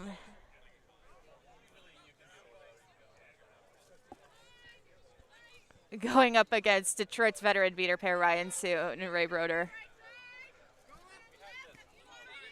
We have great hustle from number 43, Eric Glockner, on the Cleveland Riff. But Ashton Glenn just says, if you have hustle, I can shoot the ball. I think that was supposed to be a pass to Luce Markland, but, you know, a goal's a goal. So whatever works, that's points on the board. As long as the ball goes through the hoop. Yeah, 7-0 now. Now Ryan Sue pressuring the quad ball carrier up top, but he's also there to just make the beat. Ryan Sue all over the play. Ryan Sue says, give me that dodgeball. Nick Love on the cut. And we have a series of consecutive goals from Ashton Glenn alongside his Michigan University partner, Nick Love. These passes are so on point, they're just going straight through the goal. Cleveland's going to have to figure something out in order to stop the bleeding here. I suspect a timeout in the works soon. For sure. Stoppage of play. That's an illegal contact for 15. Nick Love from the Detroit Innovators. Now what seems to be was going to be a half-court press for Detroit has turned into a power play for the Cleveland Riff. Let's see if they can make Detroit bleed here. Would love to see something happen. Oh, that shot just a little off. That dodgeball was coming at her. Detroit putting the pressure on, moving fast, maybe a little too fast. They did, in my opinion, they didn't need to take that shot so quickly, but feeling the pressure of that power play down a For chaser sure. can make some decisions feel tricky. And we get to see this is a very young Detroit roster. Most of them out of college, fresh, or still in college. And this is where the experience will come in handy, and this is where they will be gaining that valuable experience. Cleveland Riff tries to take a shot, but Nick Love is there to intercept the ball. Nick Love now going the other way with velocity is met by beater Ray Barnes. And will decide going at it. Ray Barnes make that great beat on Nick Love. I love watching Ray Barnes play. They're so aggressive. And that's a veteran player right there. That's a veteran play. They knew they had that one-on-one and just fully went after Nick Love there. Very well said. Let's say if Ray Barnes can get Cleveland to their first goal here. Joe Lombardi tries to get a shoulder fake on the shot, does not successfully do so. Rips one. Jukes one, gets the ball out. Oh.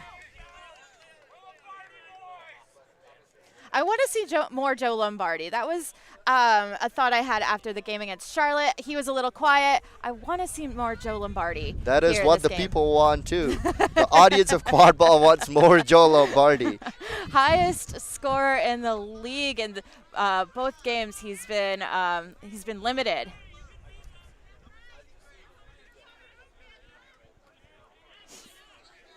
Good wrap. Oh, Nick Love there to clean up. Nick Love just gets one fake and then scores. Detroit now also figuring out going behind the hoops in a hoop zone. Wow, great. Ashton Glenn just gets the other way and runs full speed with no resistance. No one stopping Ashton Glenn today. Cleveland Riff cannot catch a break here. They're trying to go deep behind the hoops, catch Detroit on their heels, catch them when they're not ready, and Luce Markland says no. Detroit has just been so dominant with dodgeball control, and the Cleveland Riff seem to have no answer for that so far. Let's see if Joe Lombardi can get one of their classic shots and break the drought for scoring for the Riff. Oh, a little Lombardi off. does rip a shot, but that does not go through. It's tough because, you know, scoring is the name of the game, but you want to get dodgeball control. Cleveland is really struggling going without dodgeball control for the vast majority of the game thus far, and you want to pass around and take your time on offense, but Cleveland's bread and butter are those long shots from Joe Lombardi or those passes behind the hoops to Pete Brechting or Fiona Gaffney, and they thrive on a quick offense. So they're not doing, you know, I'm not seeing them execute on either end of the game now. I agree with you very much. Joe Lombardi now bothering Brady Sowers, who pulls out a veteran move, shows them the back so they cannot be tackled. Joe Lombardi makes a big hit. There we go. And that's going to be a turnover. Chris Jane, however, making a play for dodgeballs. Joe Lombardi now going the other way. Stiff arms one, gets Trevor around the Halverson. other, gets rid of the ball, but indeed is dropped. Detroit defense brought to you by Trevor Halverson there. If you're going one-on-one against anyone, I'd be scared to go against Trevor. Indeed. Chris Jane makes a beat and goes for the 1.5 play and makes the catch. Chris Jane has been so deadly with those 1.5 plays today. Brady Sowers met with resistance, passes the ball. There he goes. Number 29, Sarah Dykstra, formerly from one of the Canadian teams, Toronto, playing on Detroit this season. Sadly, Beaters cannot get a goal in the books, but if there were to be, that goal would have Chris Jane written all over it. What a great play from him. And as I say, that might be a dodgeball control for Cleveland. If they can slow it down here, they might have a shot at scoring a goal. Austin Howe rips a shot into one of the hoop chasers, but is successful to score there. Yeah, Jack Mosley taking that shot, saw the Beaters got control and thought, now's my time. But Detroit still holding Cleveland to 0. Score is 11-0.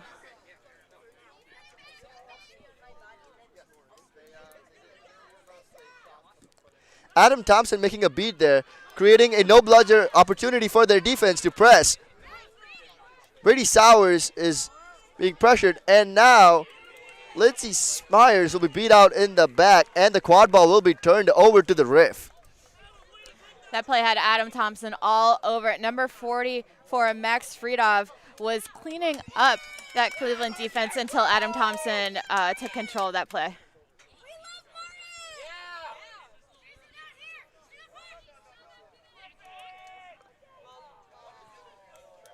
Unfortunate.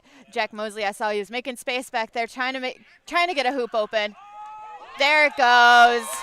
And that's the first goal for the Cleveland Riff. On the board. Score is 11-1.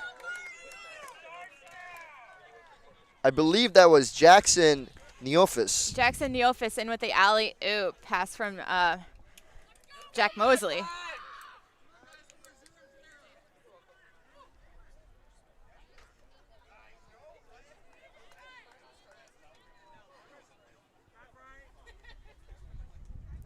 Detroit now bringing up the ball. The quadball with Sarah Moulter gets in their drive. Passes off to Lindsay Smyers, who gets rid to number 43, Ari Glockner. Fiona Gaffney bringing up the ball, sees Jack Mosley open hoop. Another goal for Cleveland, scores 11-2. Are the tides turning? Is this Cleveland's time? It's been Detroit's game this whole game so far. Cleveland seems to have figured out a way to run their offense and are getting stops on defense. Jack Mosley is now pressing very high to keep a Rob Butler on Detroit Innovators.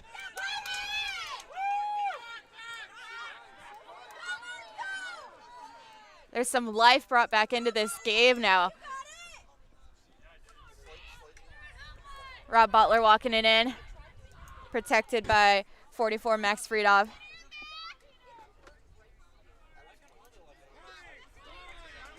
Detroit has been issued a stalling warning, and now they pass the ball off to Lindsay Smyer, who is just beat out by the beater. That is number 57, Adam Thompson. Adam Thompson has just been such a game changer for this Cleveland Riff team. Last year, he made a name for himself in the quadball game, was the player to watch going into opening weekend, assuming he would be playing in the quadball game, and he comes out and he balls out, and he's been balling out all season in the dodgeball game. We'd love to see a utility player. Meanwhile, we have a stoppage from head referee Chris Lecomte. I wonder what the call is going to be. It looks like he's speaking to... Okay. No explanation, no foul called on that play. Might have just been issuing a warning to a player or clarifying a rule. The Cleveland Riff have had 3 stops and 3 goals in a row. Cleveland Riff looking to make a comeback into this game. The game is not dead. Pressuring high.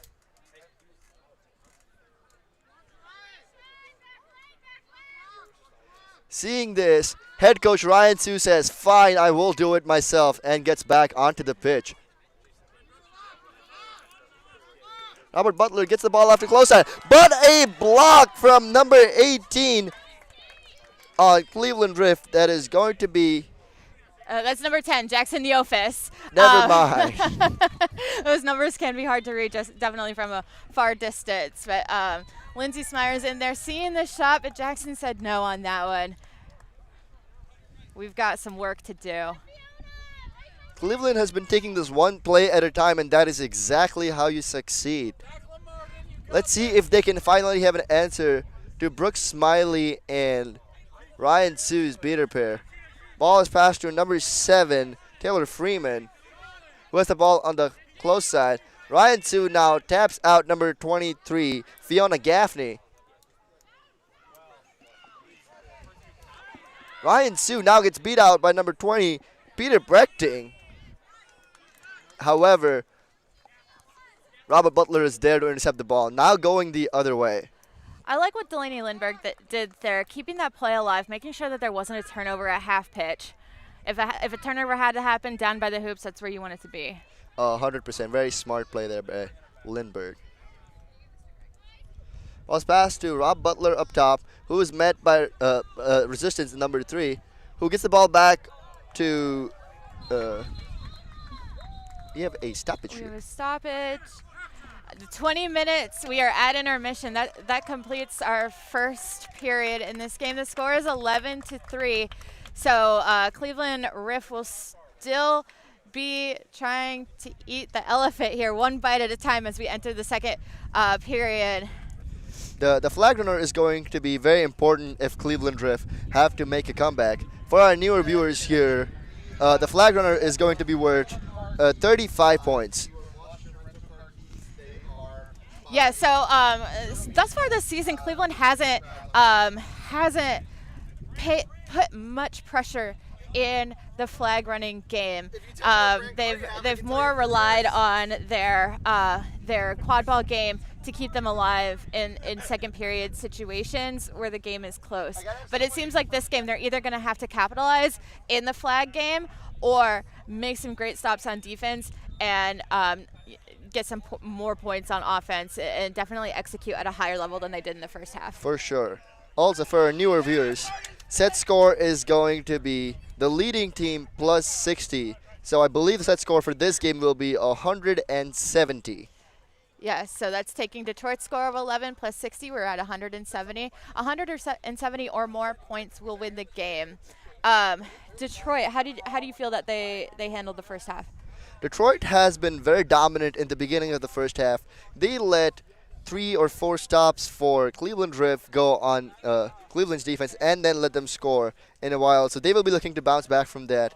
The break and the opportunity to regroup and talk with their head coach will provide them with a chance to sort out the strategy and go about it. Cleveland, on the other hand, will look to continue their momentum, and even though this is going to be a massively uphill climb, they will have to give their all, given that this is going to be their season on the line. I want to remind the viewers that this is a do-or-die situation. Both of these teams lost their first play-in bracket games this morning, and in a double elimination, win or go home. I also wanted to bring up that it would be a first postseason win for both of these teams in a very long time. Detroit Innovators hasn't won a postseason game since 2018, and Cleveland, I think it's been since the first year, 2015, since they've won a postseason game. So huge stats on the line as well. Cleveland on the up, though, making their appearance at championships after a very long time, looking to get their first dub, too. Yes, Cleveland hasn't been in the postseason since 2021. That was a post-COVID season where we didn't have our Canadian teams competing, and they got an automatic bid. Seems like we have Jackson Massey in at seeker for the Detroit Innovators, and Martin Miner in for Cleveland.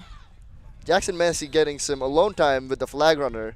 Meanwhile, Ray Brodeur is right there to make the beat on Cleveland Seeker. Peter Brechting, however, makes a beat on Ray Brodeur, and that would mean dodgeball control for the Riff. That could be huge for Riff. They have a new starting seeker. They typically go with Rose Murnion in a defensive-seeking situation. They have Martin Miner in now, trying to see if they can put some points on the board.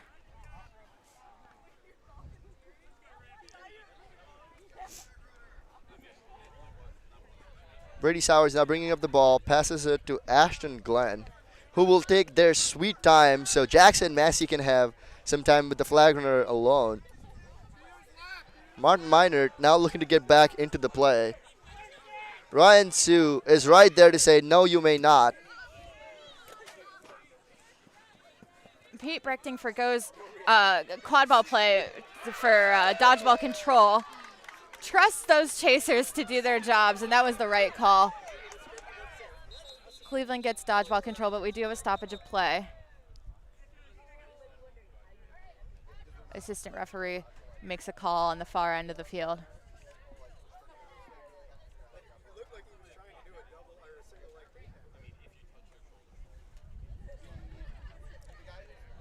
So do you have an eye on what call might be?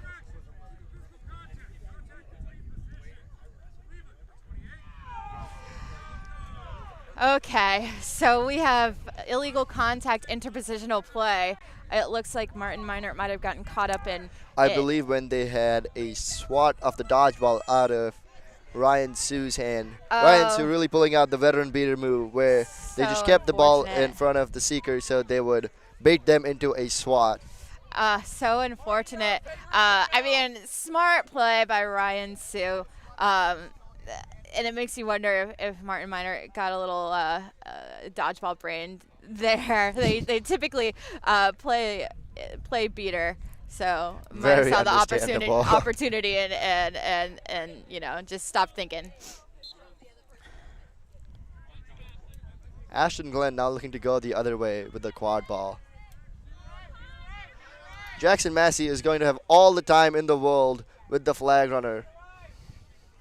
And I could definitely see Detroit wanting to slow down this game to give Massey as much time as possible with Cleveland Seeker out in the box. Pass There is behind a the hoops. snipe off a beat, but Ray Brodeur says no. And Brady Sowers gets in with a statement dunk. Ray Brodeur showing us why she is a Team USA caliber player. Smart play. Could have just given up and said, I'm going to get back on defense, but no, saw the opportunity on offense, and that led to another goal. Score is 130-30. Minert back in after that goal.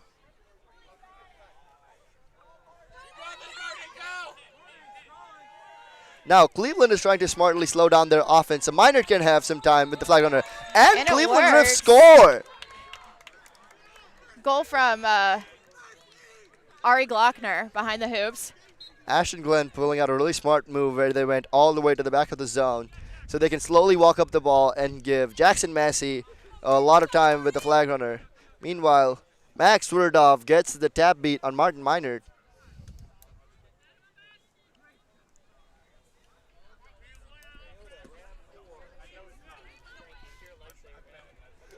Now Robert Butler is bringing up the ball, passes it off to number 43, Pakla. Luce behind the hoops, shoots, no good. No good, and now Jackson Mosley has an opportunity, a one-on-one, one bludger. He's looking for teammate Delaney Lindbergh, not quite Gets there. a crazy angle shot, oh my God. They're calling that good. Incredible. Such a crazy angle, I didn't even see it. That is a call, that is a sideline goal.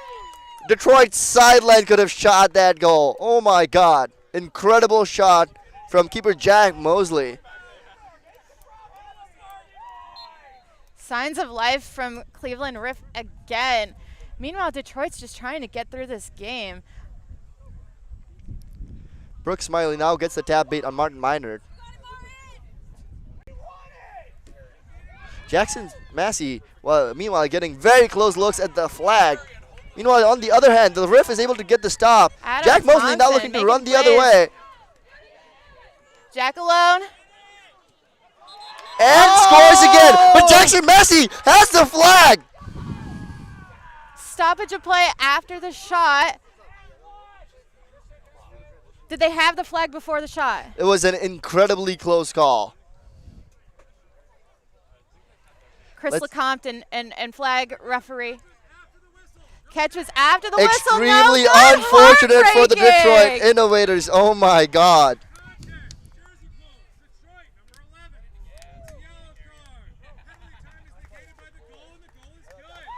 Rob Butler getting a yellow card for a jersey pull on that last play. Penalty time negated by that goal by Jack Mosley. That And has forced Detroit to take the timeout. Cleveland Riff coming out here and punching high. They said this game is not over until you score the last goal. the scoreboard does not indicate the energy of this game. I would like to see Detroit coming out of this timeout with a little bit more life, a little bit more energy. They're up 70 points. Just get in and finish it. They have set scores 170. Get in, get some energy, get some high execution out there, and they could easily take this away from Cleveland. Meanwhile, Cleveland, the energy swing is on the upswing for them. They've strung some points together, so they've made some big stops. And they feel excited. It doesn't feel like they're down. For sure. Game. This is going to be a game of momentum and a game of energy thus far. If Detroit is able to tell themselves, yes, we are up 70 points, this is our game to win, and they can win this game. Meanwhile, if Cleveland can continue their momentum, nobody's to say they don't have the game out of their hands yet. It's not over yet. It's not over till it's over. You play to the whistle. I've seen crazier things happen. We've had bigger comebacks. This is quad ball. Anything can happen. So much chaos, so many balls, so many upsets. So we'll just see what the tone is when we come out of this out of this timeout. As a reminder, we've got Detroit with the quad ball on offense. Cleveland needing to get back on defense here to stop a quick goal. It also seems like Cleveland has dodgeball control, and the third dodgeball is all the way back by the Detroit backline. So this might be a press opportunity for the Cleveland Riff. And if they are able to get a goal right after Detroit's timeout, they might be able to punch them where it hurts. Yeah, that's absolutely true. And we'll see how they handle this situation here. Chris Lecomte getting ready to restart the play. Meanwhile, we still have Massey here near the flag runner. They just caught the flag a moment ago, but it was after a foul by Detroit, and it's therefore no good. Number 18, Lacey Hutchman, gets a beat on Jackson Massey, and now Martin Minert is trying to get a look at the flag runner. Max Sverdov is going to tap them out and say no. However, number 9, Jack Mosley, is there to pressure the quad ball carrier. Now Jack Mosley has the ball, and he's going all the way. It's met by Robert Butler, but gets around him. It's met by a lot of resistance. Managed to keep the ball somehow.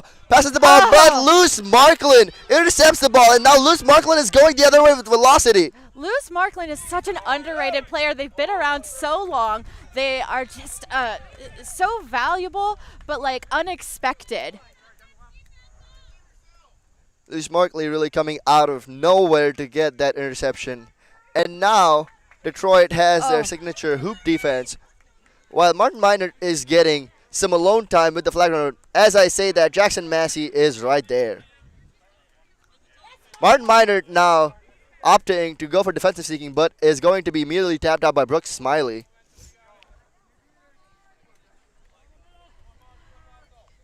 Detroit hasn't had dodgeball control for the last several minutes of this game, and I think that is contributing to this upswing by Cleveland.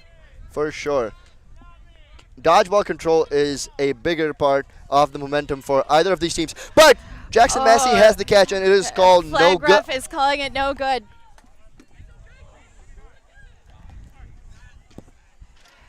Another stop by Cleveland, and Lombardi's on the move. Another goal from Cleveland. Score is 130-70.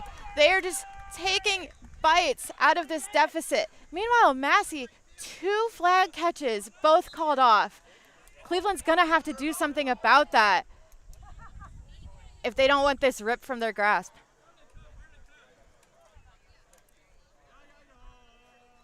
Now, Sarah Moulter into the game at seeker for Detroit. Sarah Moulter coming off, I believe it's 2 or 3 catches in the regular season. We also have a new seeker for the Cleveland Riff. That is going to be Jen Conrad.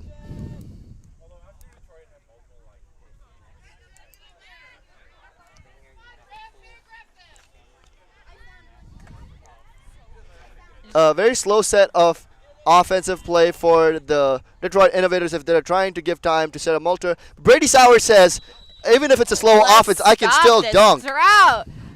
140-70. Set score is 170. The score table does not do enough justice to how close this game has been and how much of a momentum swing that we have seen so far. Joe Lombardi now swings the ball to Fiona Gaffney, who passes it over to number 18, who tries to dunk it but does not end up doing so. But the scrum is still going on. Just tosses the ball. Alive.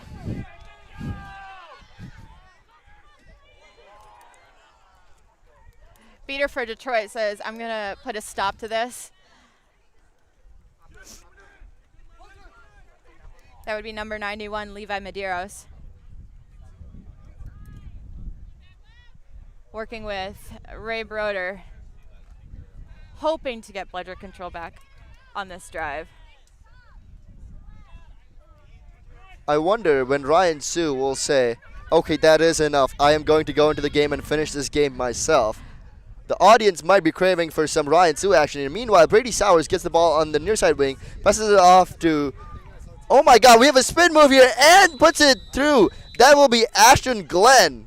Ashton Glenn just hanging onto that ball, moving his feet, just kind of like dancing through that Cleveland defense. Sure. Meanwhile, Ray Barnes Ray Barnes and Levi Maduros take an exchange, but Kevin O and Ray Brodeur also take an exchange where somehow the quad ball ends up on Excellent Detroit's deflection side. by Brady Sowers.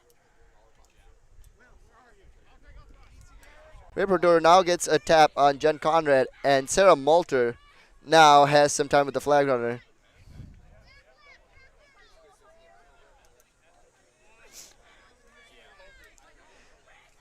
Again, we see a very slow set of offense by Ashton Glenn. Passes the ball to number 54, Trevor Halverson. That's going to be a turnover.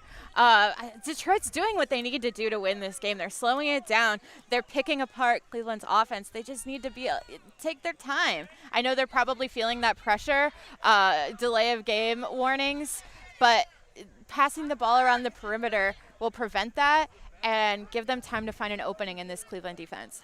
Cleveland Beaters now decide to go into the offense, and Ashton Glenn with a big hit. There seems to be a big scrum going on for the quad ball, and we have Beaters to clean it up.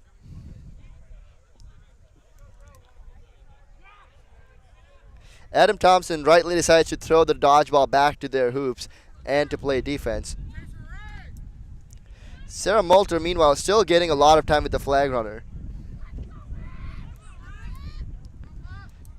Detroit with another chance to dance through this this Cleveland defense.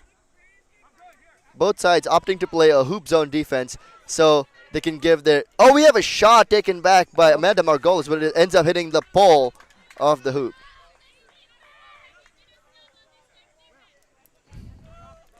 Max Werdov gets a beat on Jen Conrad, and they will be beat out as Sarah Malter still has time with the flag runner. A great shot, but blocked by Brady Sowers. However, Rose Mornian has the ball, but Ashton Glenn is there to intercept the pass. It's feeling like Brady Sowers is one of those players that's just everywhere this game, too. We're seeing their impact on offense, and now we're seeing their impact on defense. Brady Sowers out of the Michigan State program, a very young talent playing in this league, trying to gain valuable experience and make it out of the bracket here. Jackson Massey now gets a drive and says, if I can't catch the flag, I am going to score a goal. Way to contribute in all forms for Jackson Massey. All right. The score now is going to be, I believe, 160-70. One more goal for Detroit to put this away and send Cleveland home. The winner of this game will go on to face Houston in the play-in bracket.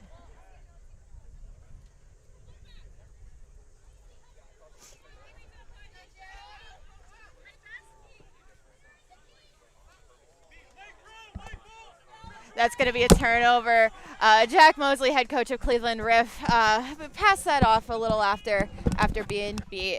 Head referee Chris LeCompte in control of that situation. And here's Detroit's chance. Can they put it away right here in this game? Robert Butler bringing up the ball now. Detroit has rightfully decided to put their dodgeballs into the quad ball game. Jackson Massey with the ball in the back. But oh, wow. They are somehow... How fortunate. We see an AR put their hand up, signaling a foul towards the Riff. Let's see what the call is going to be. Meanwhile, our flag runner doing great efforts to not be caught by both sides. And it's hot out here. I cannot stress enough, if you are not in Buffalo, New York,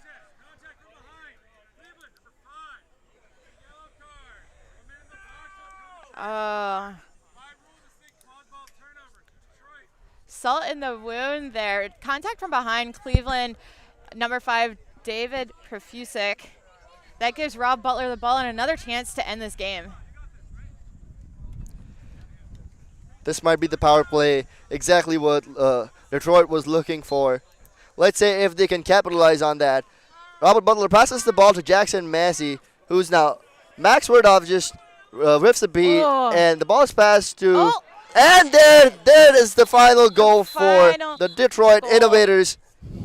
That was going to be number 9, Sarah Dykstra finishing that game, although we have a conversation. Was she beat before? Was there a foul on the play? Let us wait for the refs to ratify that. Goal is called good. That is the end. Sarah Dykstra's goal is good, making the score 170-70, ending Cleveland Riff's run for the season. This gives Detroit their first postseason win since the year 2018. Detroit now doing big steps for their program. Unfortunately, the Cleveland Riff, who have been on the upward trend this year so much, have been making so much progress, will not go to the next stage. But for the game of quad ball, Detroit Innovators and Houston Legends will be facing each other in the next game. In such hot conditions in Buffalo, we have had such an interesting game. The scoreboards unfortunately do no justice to this game. What an interesting game. This will be me, Otis Turicker, sign out alongside my partner, Melinda Stout. Thank you so much for streaming in. Let's see you at the next game.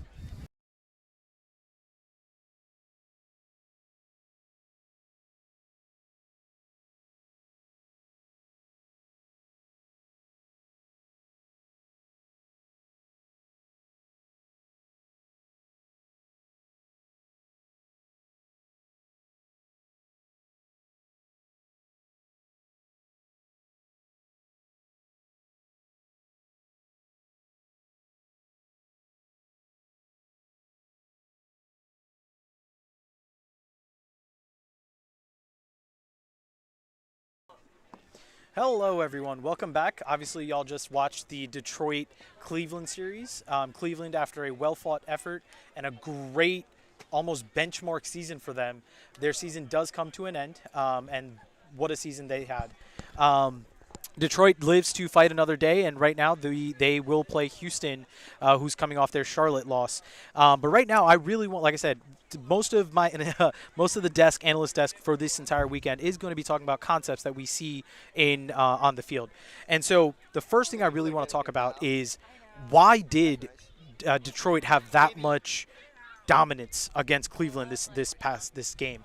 And the biggest thing was the fact that Cleveland just could not get an open look against the 1-3 zone. In a for a shooting team such as Cleveland, being able to put a person at each individual hoop and blocking all those hoops, preventing them from shooting, will obviously provide difficulties for a shooting team. However, that doesn't mean that there are no answers, right? And I think in terms of setup, if Cleveland was able to set up slightly better, they could have gotten a better way to attack and taken advantage of the fact that they were a shooting team.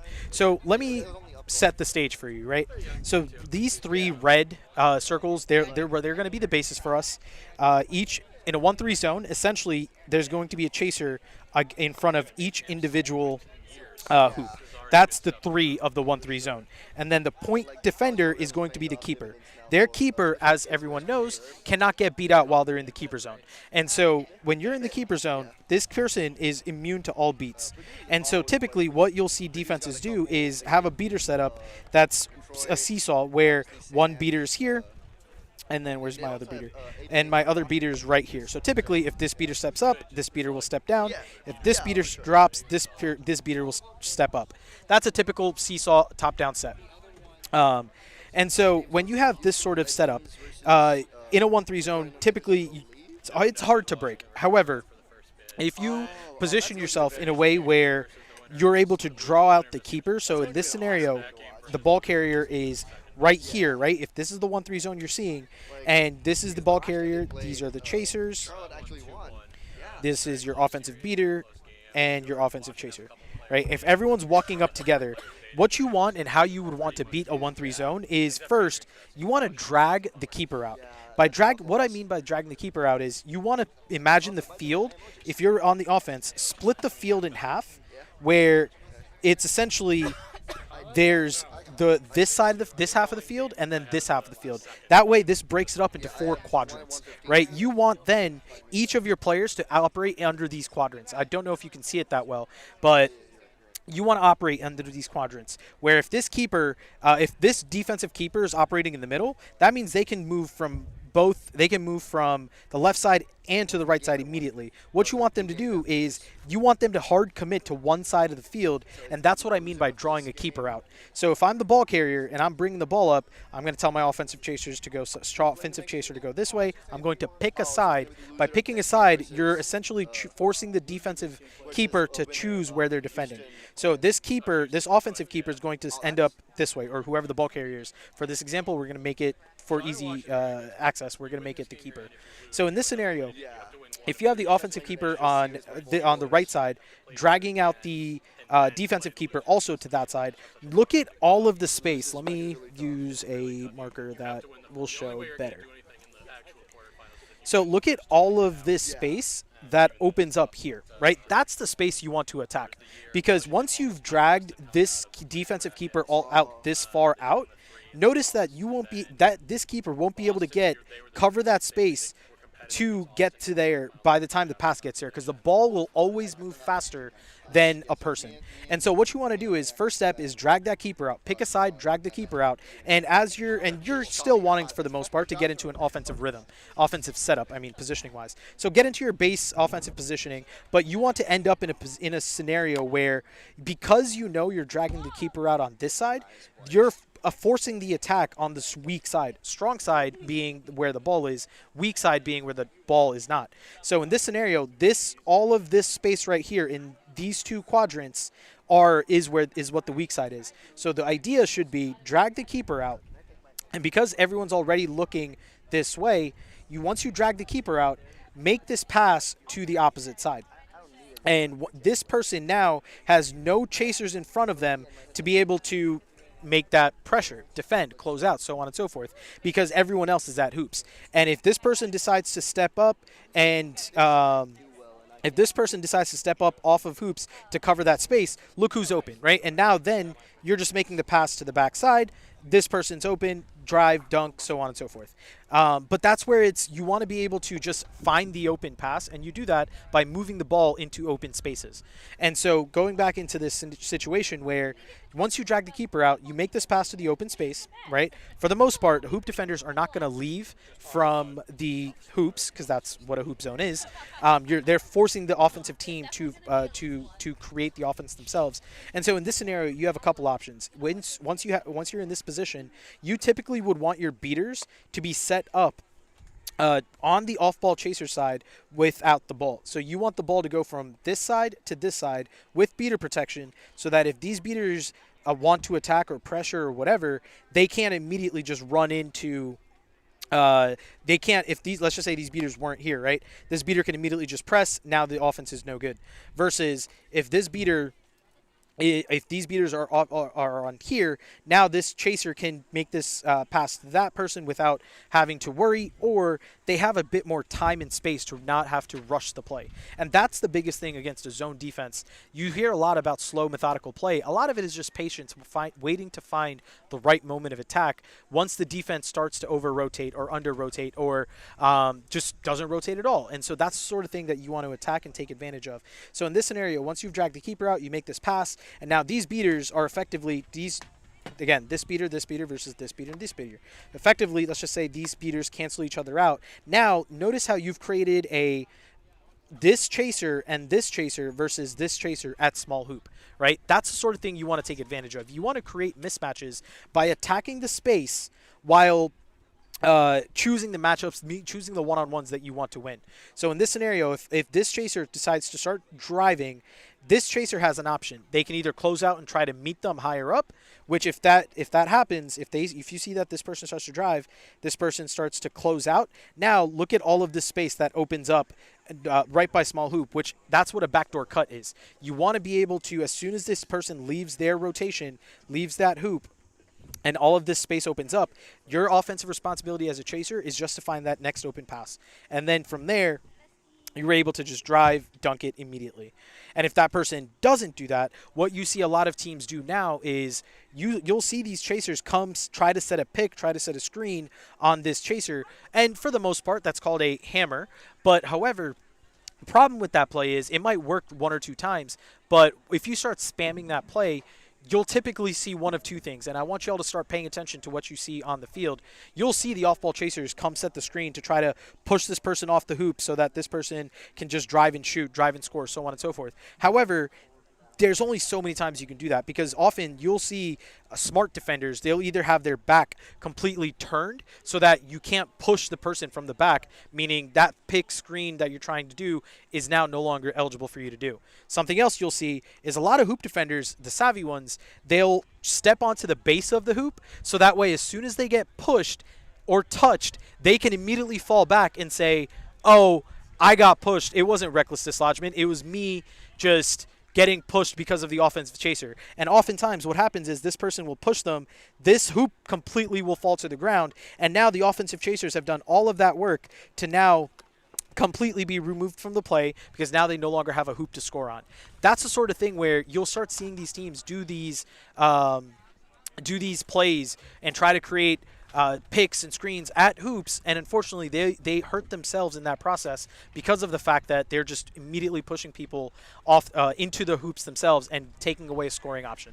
So that's where I want to really focus, or these teams really want to focus on how they're attacking and where they're attacking, because you'll see if you go back and rewind to the Cleveland versus Detroit series, the game, you'll notice that the offensive setup for Cleveland was Jack Mosley was right here as the keeper.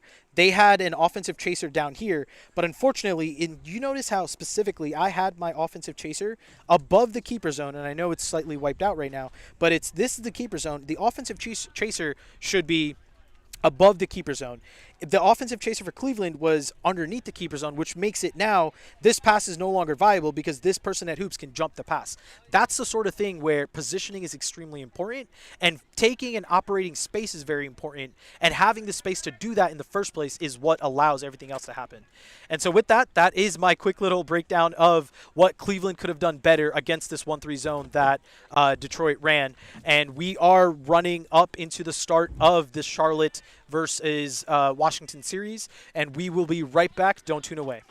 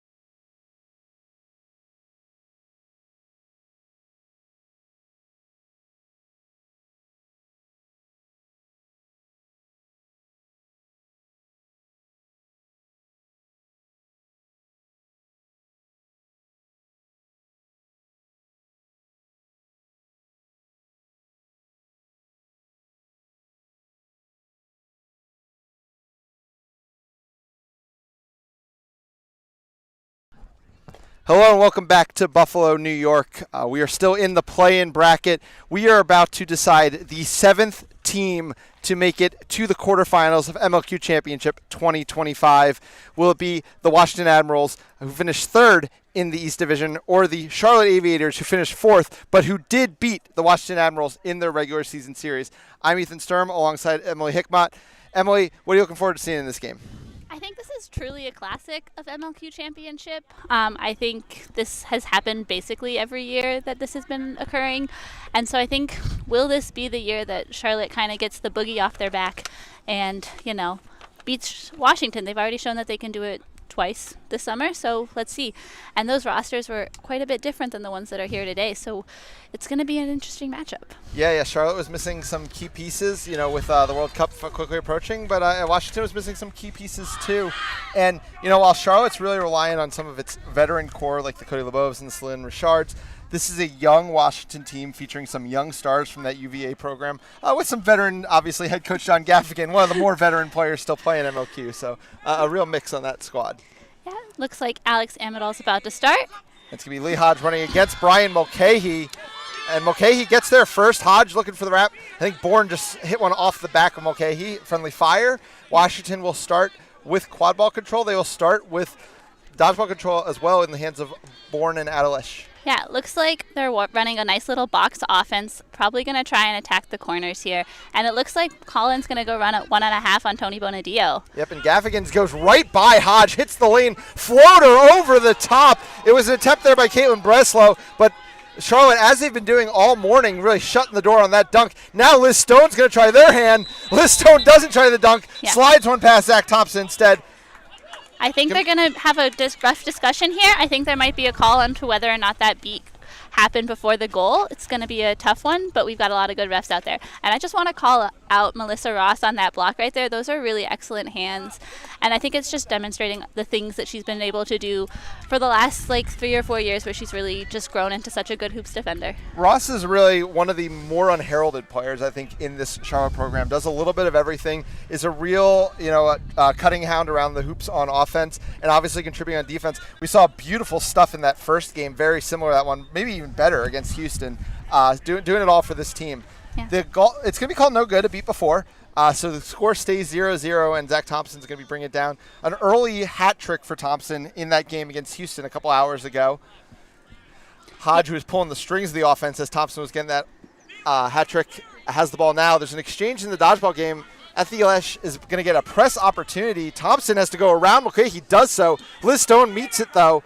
And now it's Mulcahy running in transition. Ball is back for Bonadillo, but Bonadillo has to keep the eyes on the beater, which allows Mulcahy to get across to Gaffigan. And it's a great effort. I think that was by Karen White to make the stop. Yeah, and again, I think Charlotte is doing a really good job on those fast breaks of doing enough to get enough defenders back so that they have people who can make that pass. And honestly, I think one of Gaff or Mulcahy should have probably dunked there. If people are having active hands, you really got to be dunking through hoops. You can't be shooting. For sure. Thompson has the ball now behind, fakes around. Mulcahy gets a good wrap this time, though. Mulcahy, one of the best in the business at point defending. I don't know if you want to call that the point, but either way, Mulcahy gets behind the hoops there in the defense and makes the stop. Yeah, I've spent many years playing behind Brian Mulcahy, and it's great. You just kind of are like, I don't have to worry about anyone getting around this person. I'm just going to chill. Dodgeball control has been all Admirals so far in the hands of Bourne and Athielesh. It's going to be Bourne trying to run another 1.5. Richard marking. Bonadillo has the ball. Gaffigan's going to get up top, but Bonadillo's able to get there. Now Bonadillo's cleared by the 1.5, and Gaffigan rips. Oh, well over a decade at this point. We're 10 years of MLQ. Well over 10 years has been John Gaffigan ripping shots. Yeah.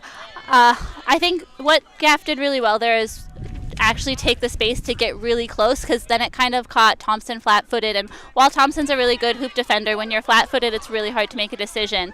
And we got some cool beater play here, but it looks like the Colin's going to be able to recover. Unlucky there. Misses a beat, but again, it doesn't matter because Brian Mulcahy has the hit. But there is Melissa Ross once again trying to clean it up and kind of settle this defense. Yeah. But great. Like you said, it was chaos. Athielesh was able to get both dodgeballs at least in the Charlotte half, which allowed Bourne to press for a minute there. And now it's going to be Washington setting up the offense again. Yeah.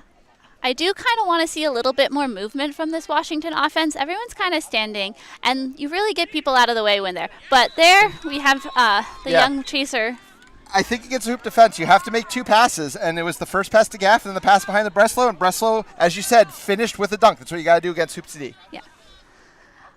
It looks here like Washington's trying to run a high press.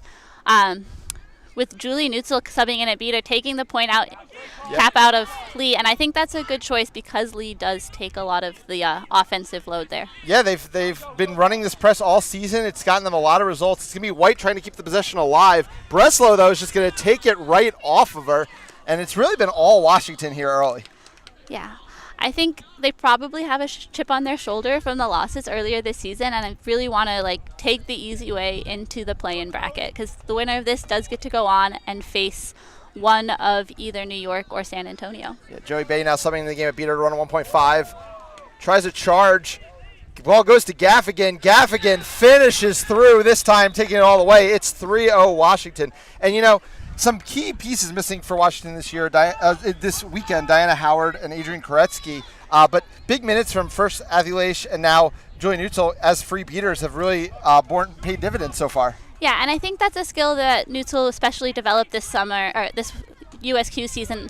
And that was an interesting exchange at the middle of the hoops, but it's enough to cause a turnover for Washington. Yeah, and a lot of times in presses, we don't see the quadball players doing their job. Gaffigan tracked that pass really nicely. Now Cody Lebov is going to get a chance at a press. I think there might be a call on the play. Yeah, the refs are going to have to talk about it because I think Lebov's starting to get a little frustrated out there because like we talked about, it's been hard for them to get control, and that's been kind of the defining factor of this game so far.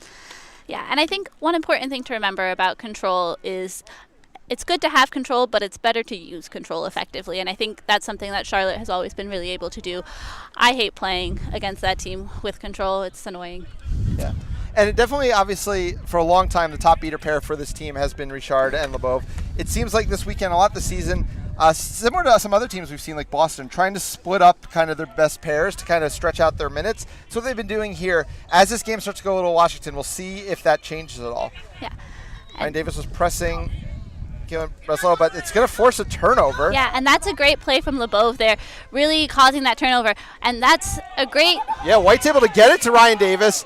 It's a wrap by Breslow. There's going to be a call on the play. Yeah. But yeah, I'll let you expand a bit on what Lebov did there.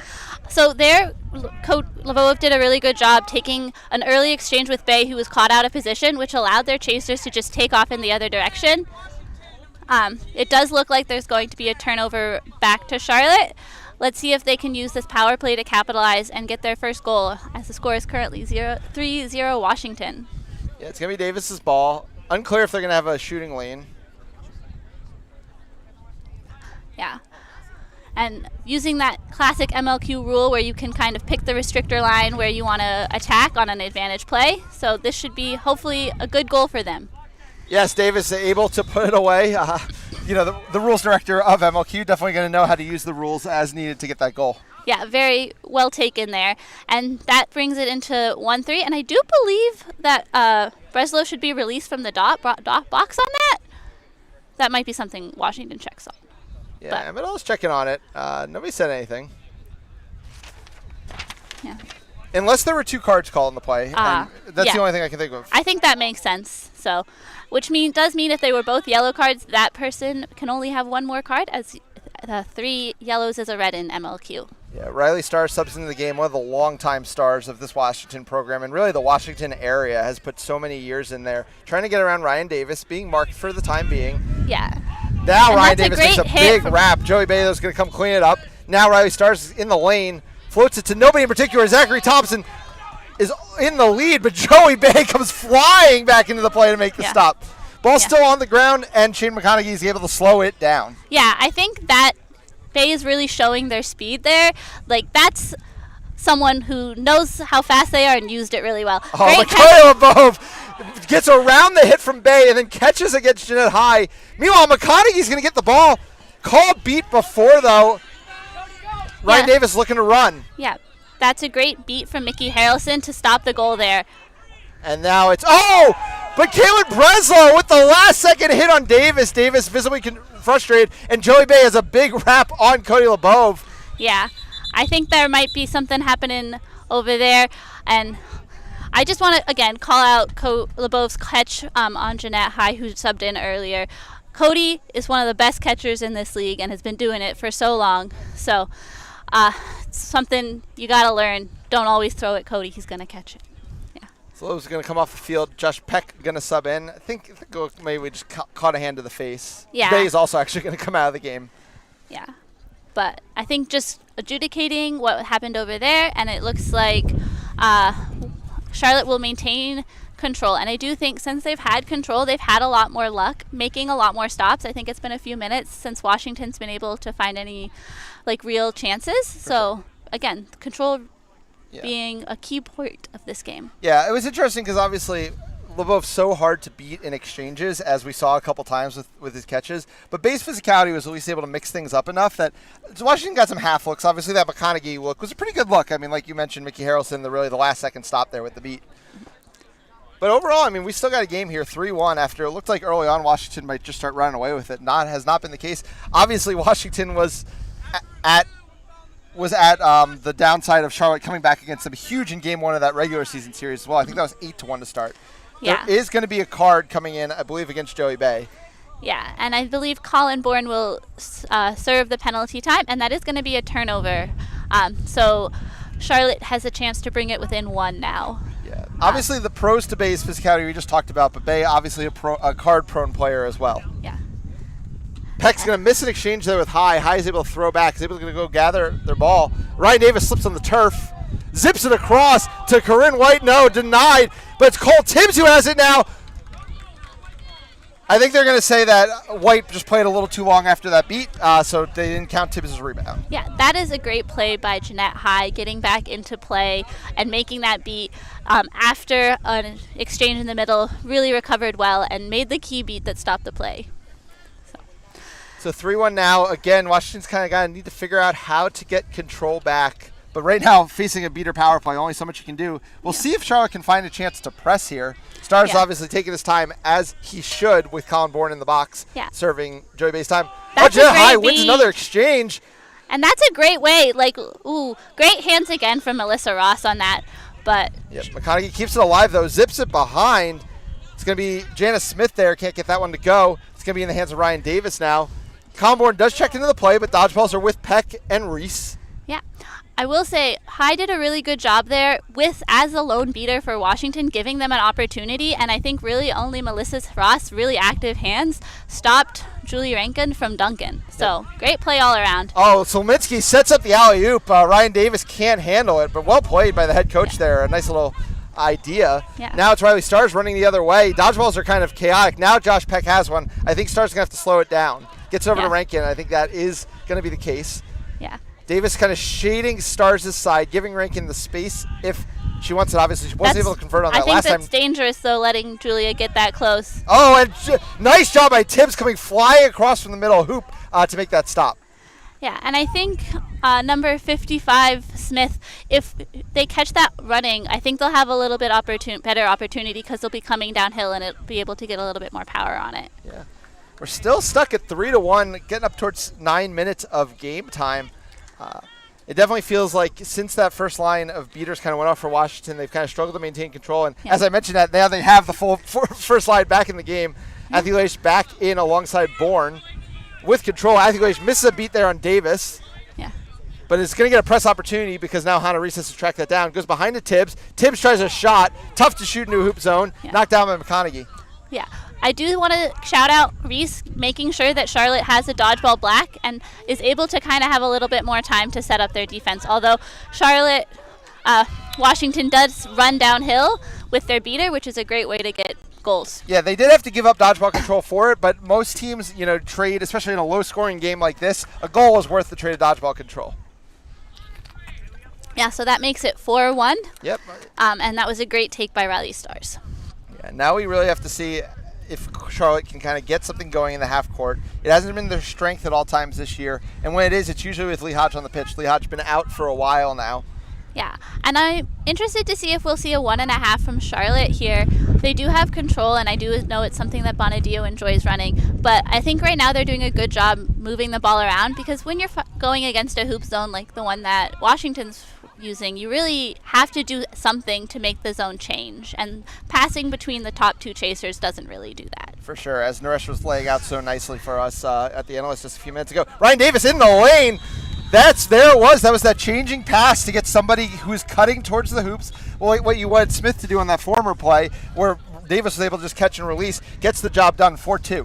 Yeah, and that's where you as a beater kind of have to understand how close chasers are getting to the hoops, and when you should be maybe throwing a beat at a chaser, because they never expect it.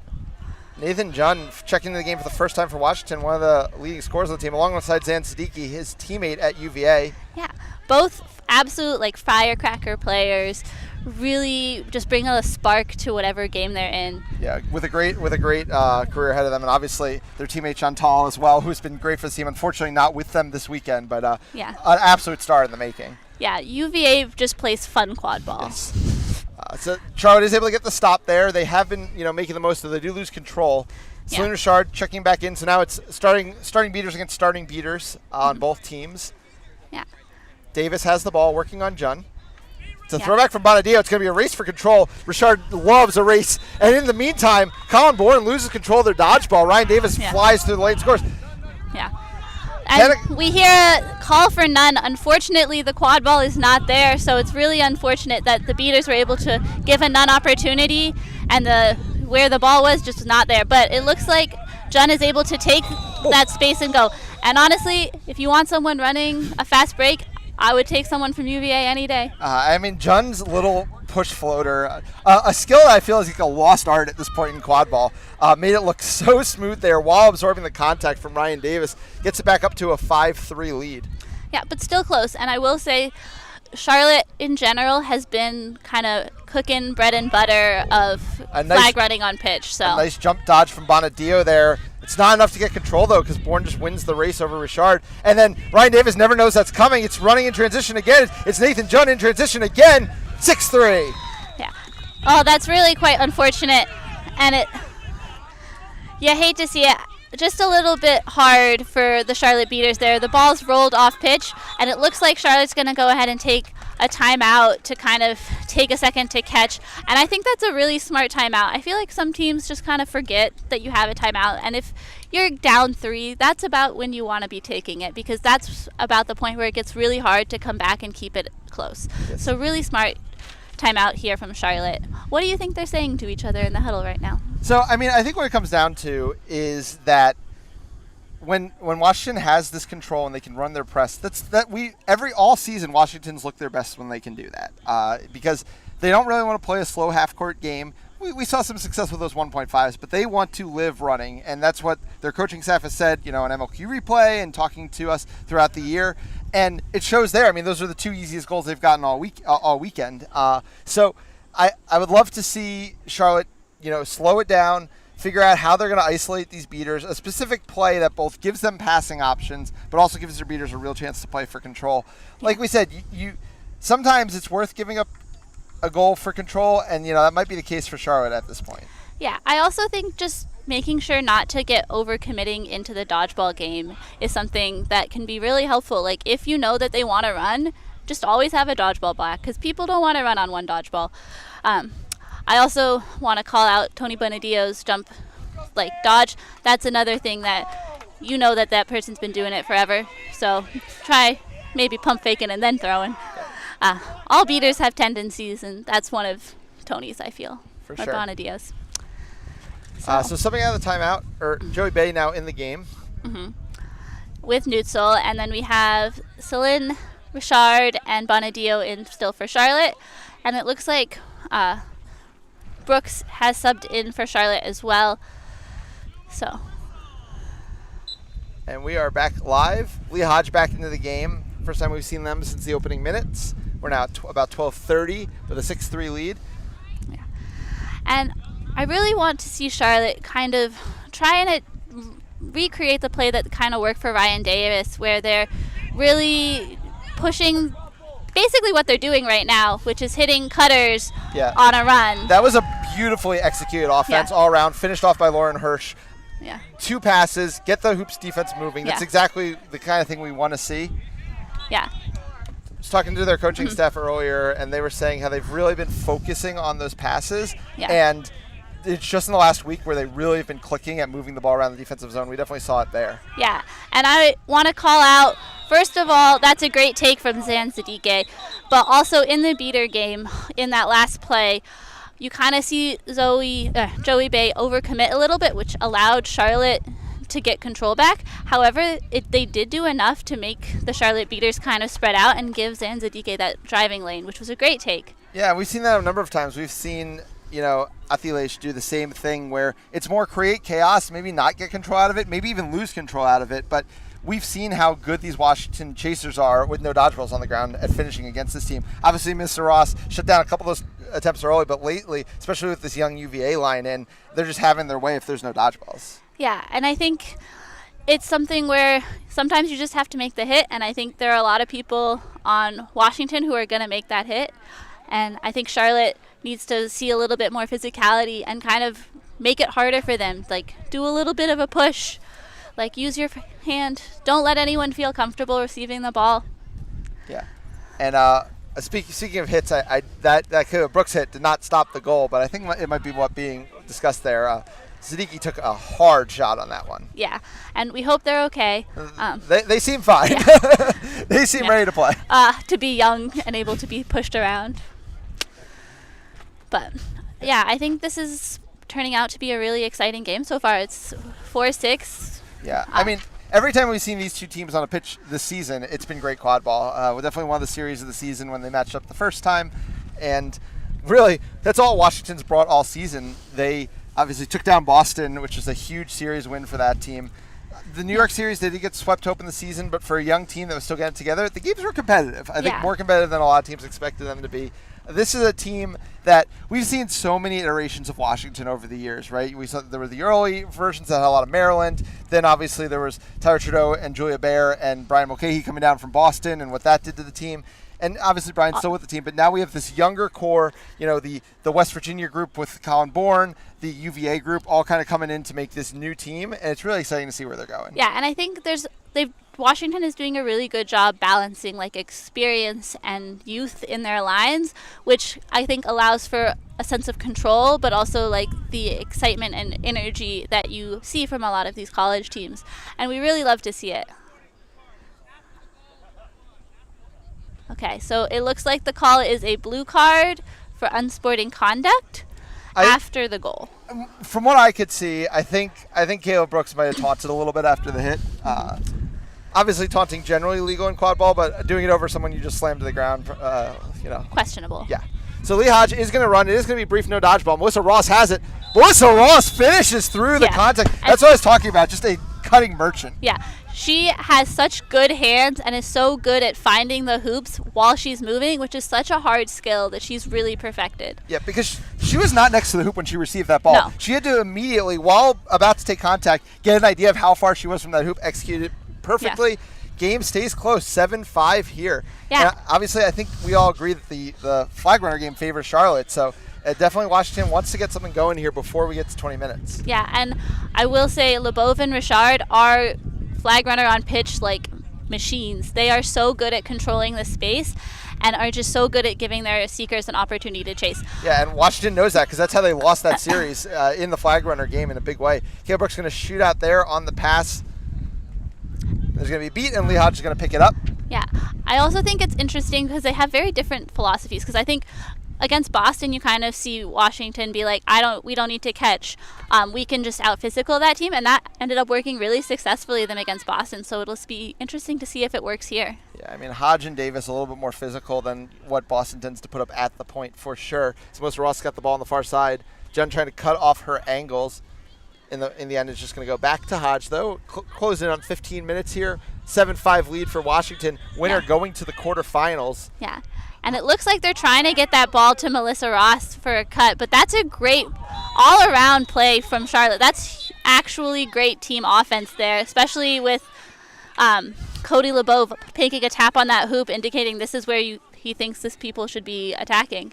Yeah, I've really been happy with the Charlotte half-court offense today. I mean, they're moving the ball around. Everyone's contributing. It's in sync with their beaters. That's just hard to get together, and it's good to see Charlotte doing it now. Gaffigan and Mulcahy now back in the game, the starters, along with Creighton Breslow. Yeah. Mulcahy gets the ball back. Mulcahy's going to look to drive on Ross. This time, I think it wasn't really Mulcahy. It was just chaos kind of pushed Ross out of the way, and Mulcahy had the free hoop to score on. Yeah, and great play there in the beater by Celine Richard to maintain control for Charlotte going into this almost 20 minutes. And we have a really close game here, 6-8, Washington ahead, but good work by Charlotte making it closer. Yeah, Bourne got a quick break now, right back in the game as the ball goes loose here. Misexecuted half court there on the pass to Ross. Gaffigan's going to pick it up. But yeah, they're just trying to find ways to, stay a little fresher maybe than Lobov and Richard are at times. Harrelson now in the game along with Lobov. They have control. Yeah. Gaffigan to bring it down. Hodge is pressing high. No beater to Meach. Now Athilash is in and gets the ball over to Bourne. Yeah, and if I was to guess, Washington's probably going to try and flip the ball behind where they've had a lot of success recently and just kind of pass this behind. And really, that's a great play from Lobov, honestly. Yeah, Lobov just shot out of the zone, made a beat, and now it's dodgeball chaos. Lehaj is running. Lehaj takes the easy, safe pass across to Brooks. Brooks finishes. It is a one-goal game once again. Yeah. And like you said, Lobov just mixing up the cadence. You can't stay right under the hoops every time. The team gets used to it, explodes out on a pass that time. Yeah, I think as a beater, it's really important not to become predictable. And I think Lobov has consistently been a beater who was very good at that. And I think that's just, while Hodge may have scored that goal, it was Cody's goal because they caused the turnover and created a lot of chaos so that there was no dodgeball back for Washington, and really that was their goal. Yeah, and then Lobov gets another press off, forces a bad pass from Mulcahy, who was looking for Helen Trudell, and it's going to be Charlotte with a chance to even up this game for, I believe, the first time since 0-0. Yeah, we love to see it. And we have number 12, Jordy Sancho, subbing in, and that's a great swap by Brian Mulcahy. A little aggressive on the beating there from Adelash, though, causing a dodgeball turnover.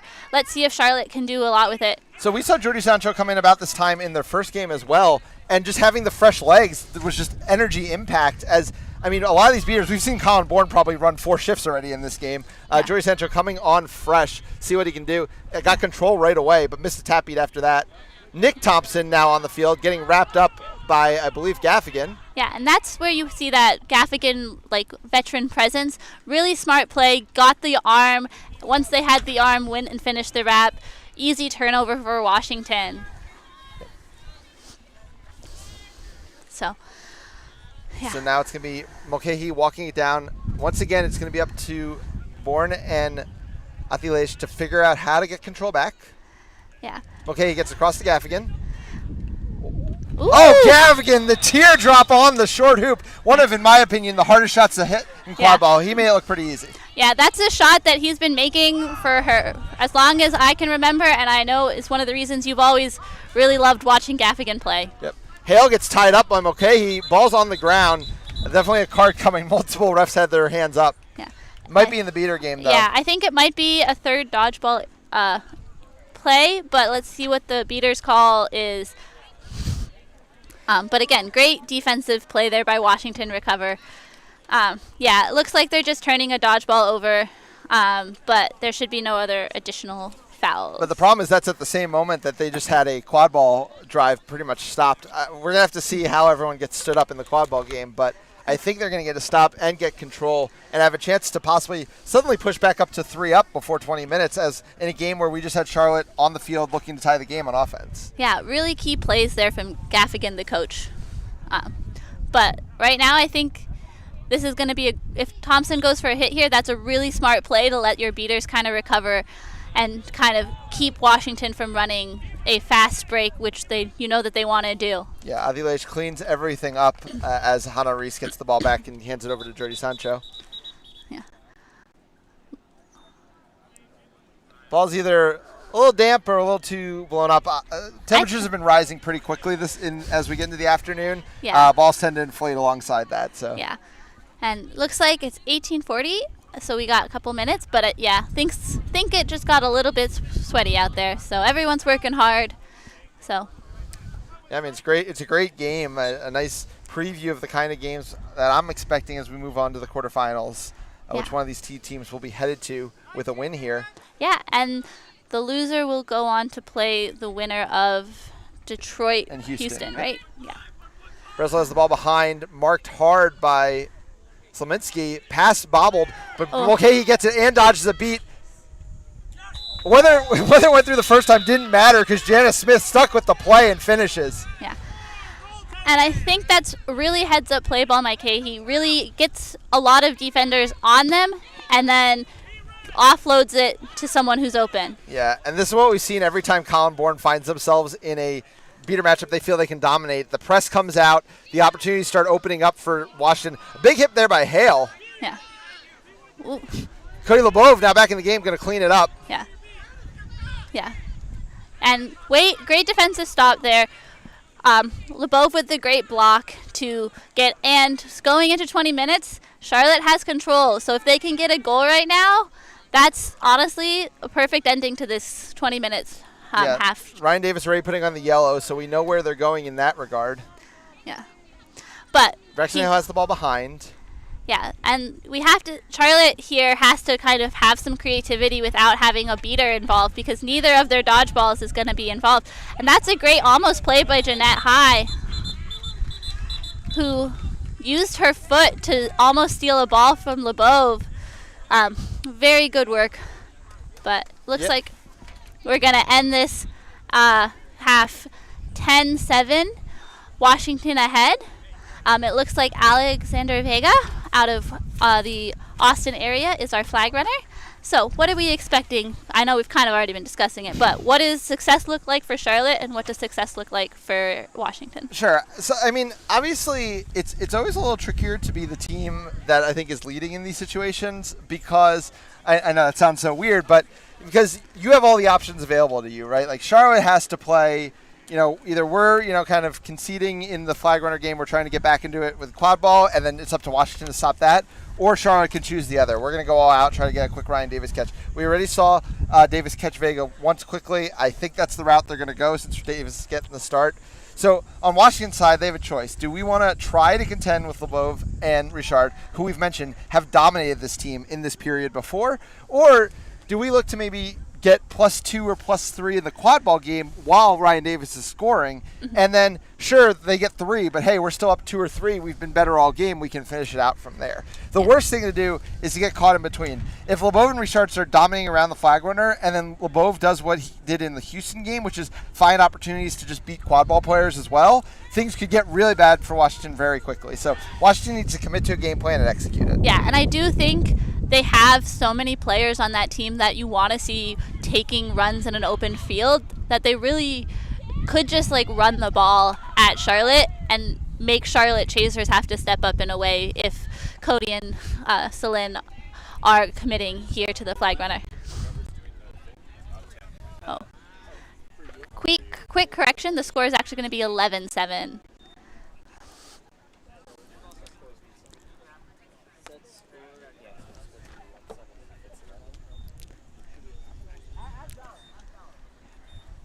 So, it looks like for Washington, we have Shane McConaughey, Riley Stars, Liz Stone, and Julia Rankin, along with Atilesh and Colin Bourne.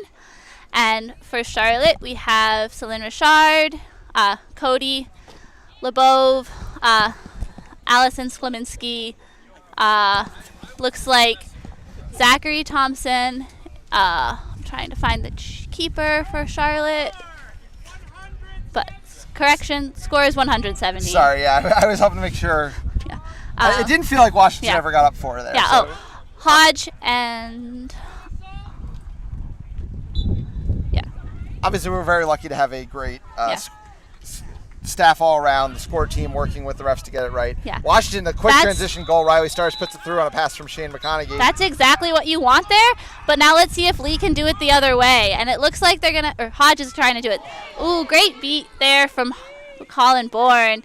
Yeah, but this is kind of what we're talking about. It seems like Washington's just saying, Ryan Davis is going to get 3 points at some point. Let's see how many goals we can score before that happens. Though now Colin Bourne gets in. Oh, it is going to be bang on this call. Yeah. Ryan Davis went right around Vega. And they were in the air. That was a great catch. Well, they're going to talk about it. There's going to be a lot to talk about. Yeah. Lee Hodge is also down. Washington also had a scoring opportunity. Yeah, this is, I would say, one of the most fun times in sports. Like, when else is so much happening that you just can't keep track of everything? But I will say, I think that really good work on Washington on the start to get a really good, quick, easy first goal and stretch that lead to 4. Yeah, for sure, yeah. I mean, and I think I'm sorry, I honestly lost the quad ball play for a second there because Ryan Davis was making that attempt. At minimum, they were about to score another goal. Yeah. If they go +2 against the catch, honestly, it's not a terrible period for Washington. The -1 when they're already up 3 is totally fine. It looks like we're going to VAR review.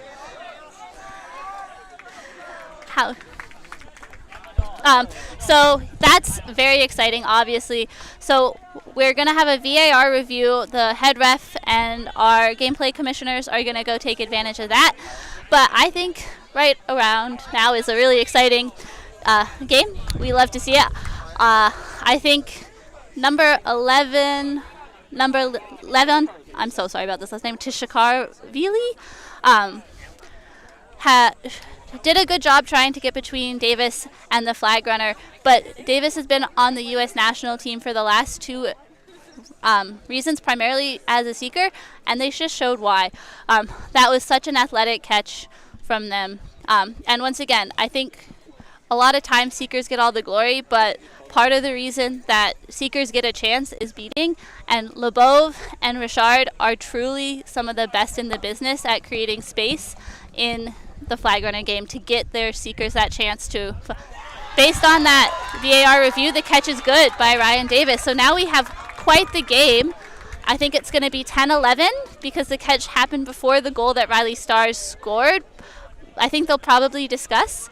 I would assume at minimum Riley Stars is going to get the ball in a position to score again, but we're going to see. It seems like Riley Stars has the ball, and it's going to take a real effort from Corinne White to stop this one. Yeah, honestly would love to see it, but Riley...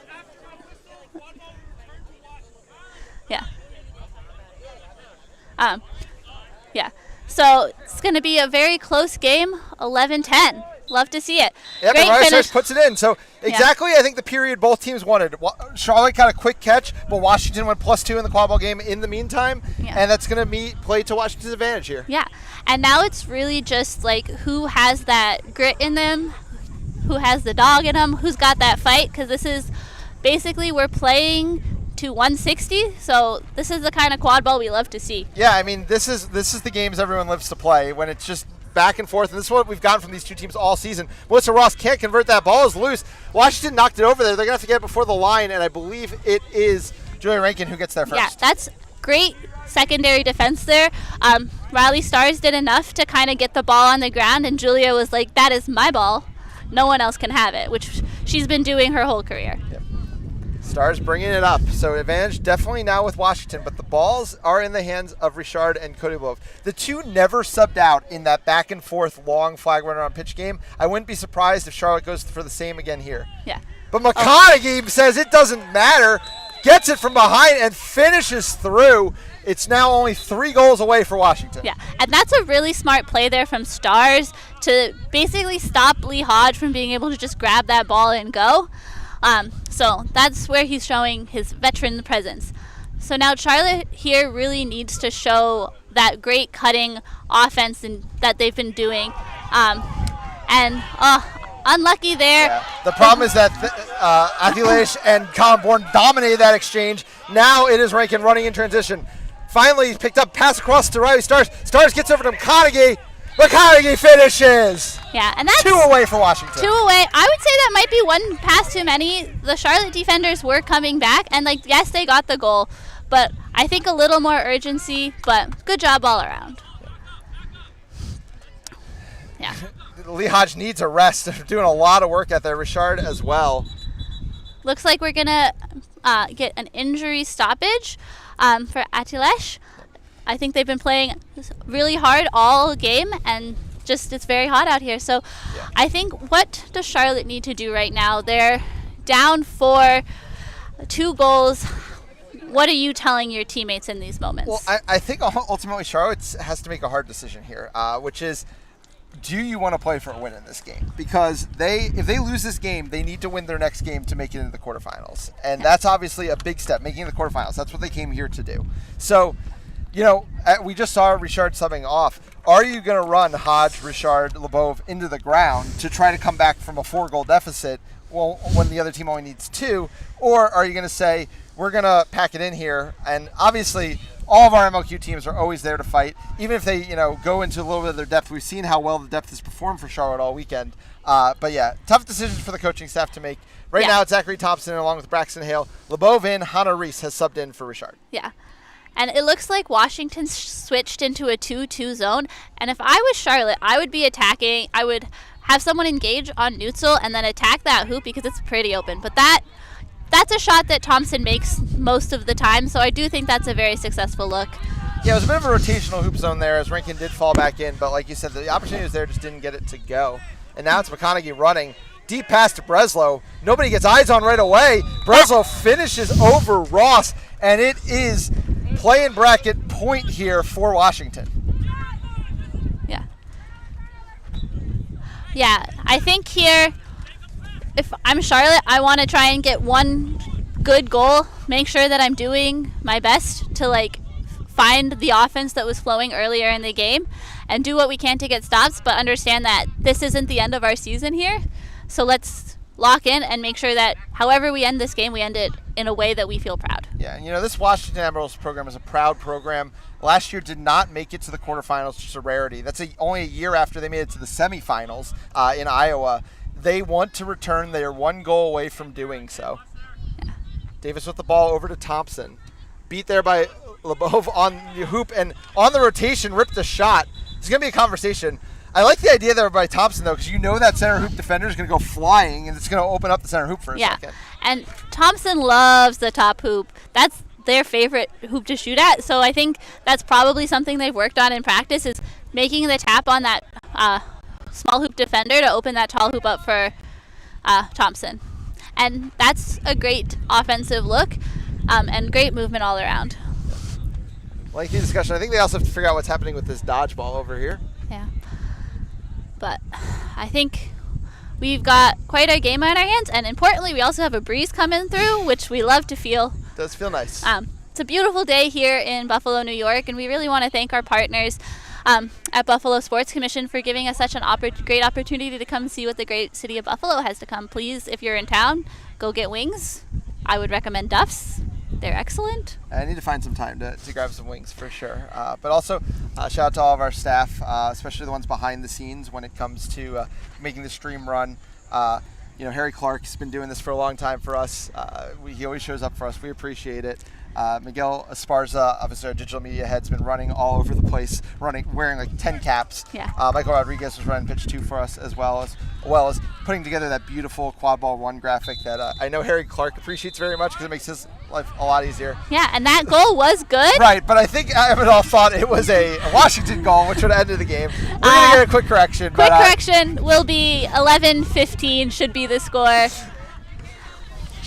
Charlotte was very happy to accept the win there if Aviators was giving it to them. They were like, all right. Yeah, and Amadal, obviously an excellent ref the college finals for USQ and recently ref the World Cup finals in July. Did a really excellent job there. So love to see our staff out there doing their best.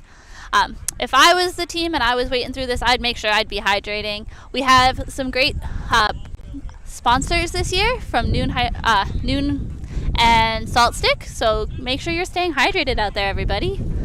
Use your free player gifts. Well, the people that can hear you, unfortunately, right now are probably either sitting in a hotel or on their couch. So. Yeah. Just an idea. Yeah. Riley Stars has the ball in transition, looking to end it, and does so. So a lot of stoppages just for Riley Stars to come right down the field. And after 1 year of absence, the Washington Admirals, with a young core supported by some veteran leadership, have punched their tickets back to the quarterfinals. Yeah, and you can tell they are so happy. Riley did a little jig, as an Admiral should, getting off the field. And I know that means so much to them because they, genuinely, Riley, I feel like, is one of the heart and souls of that Washington team. And so we have a couple more games. Next up, we have Detroit versus Houston to decide who plays Charlotte for that last spot in the play-in bracket. What do you see for going forward for the rest of this lower elimination bracket? I think teams are going to be throwing everything they've got out there. Obviously, we saw this Houston team short-rostered, but playing with intensity in their first game. This Detroit team obviously has a lot to give, really has grown a young squad. So it's going to be fun to see how this all comes together. But it's do or die time. It's gauntlet time in the consolation bracket. We're going to be here to give it all to you. We're going to throw to splash screen for a second. We're going to get over to the analyst desk with Naresh Idala. We highly recommend sticking around for that. Thanks everybody for watching. We'll see you in a few.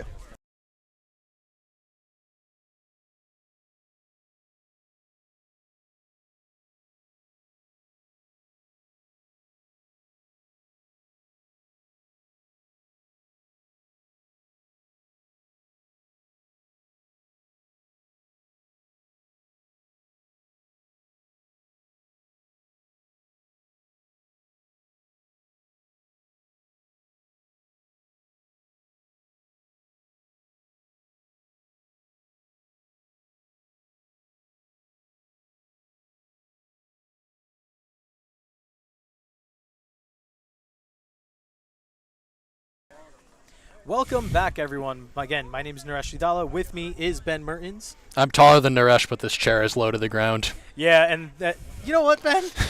This is why, never mind. We'll get into it later. But a couple of things we did want to get into right now about the game that we just watched were a few things that Ben and I noticed as we were watching the game. First thing was, again, going off the concept that we talked about last time, which was the 1-3 zone and how to break it, right? So we're going to talk about how Washington was able to execute a lot of their offensive possessions well. Then we're going to go into what Washington was doing really well, which was using the 1.5, which is a concept and strategy that a lot of teams just don't utilize anymore, where it really, Ben, 2013-14 was when the peak was 2014, yeah. Yeah, and then teams figured it out. We went away for a while, and now we're starting to see Washington really take advantage of the fact that a lot of teams haven't seen it in a minute. And the last thing we're really going to talk about is a more general statement about the execution of the games and the attempted presses and the almosts, right? When you go back and watch these games, what are the things where you go back and say, hey, we were 90% there, but we didn't execute or we didn't finish, right? That's the things we're going to talk about. But the first things first, we're going to go back to the 1-3 zone, specifically to highlight what Washington was doing and to compound on what we were talking about originally. So, again, the 3 red magnets are the bases. This is the keeper zone. And basically what the concept was first thing, as the offensive chaser, your goal is to drag the keeper out. And again, think about it like you're splitting the field in half. So your goal is to get the defensive keeper far away from the half as possible because you don't want to be playing in the middle. Offensive chaser 2 is going to be up here. Defensive chasers are all playing at hoops. And so, Ben, I'd love to ask you, just strictly as a from the chaser side, what did you see that allowed Washington to get the looks that they wanted early in this game? Two great things were happening for Washington. One is they were able to pull this keeper successfully because Charlotte is hoping that their beater in the middle can kind of take this away, but Washington, either through 1.5 or just having an aggressive beater in the area, was able to maintain that space. Then when the ball gets to your chaser on the far side here, what we saw in some earlier games and even a little bit in this series is that chaser gets all the way to the hoop, tries to dunk, and gets stuffed, right? We saw Melissa Ross make some stuffs like that in Charlotte's earlier game against Cleveland. When it's John Gaffigan receiving the ball, one of the best shooters in the sport, he's coming in, pump faking, flicking. You cannot shoot against trees when you're flat-footed, but when you are coming in with momentum and these people on the hoops have to try to anticipate what you're going to do, something is going to open up. We saw Gaffigan twice hit kind of side-arm, strange angle shots rather than having to get all the way to the hoop, and that made it easy for Washington because then even if the beater does step out and make that throw, you get that shot off and finish the play. So Washington, instead of going strictly for dunks but finding those open angle shots, was very effective for them. And then what we want to talk about that Naresh mentioned was the 1.5, which is not that common in the sport anymore, but it's something Washington's relied on this year. The idea with the 1.5, your team has control. You have one beater toss their dodgeball back and run in and try to hit this beater. Ideally put them on the ground or make them throw at you and the ball ricochets and your chasers have an extended no dodgeball situation. Charlotte has very veteran beaters who are very confident in themselves.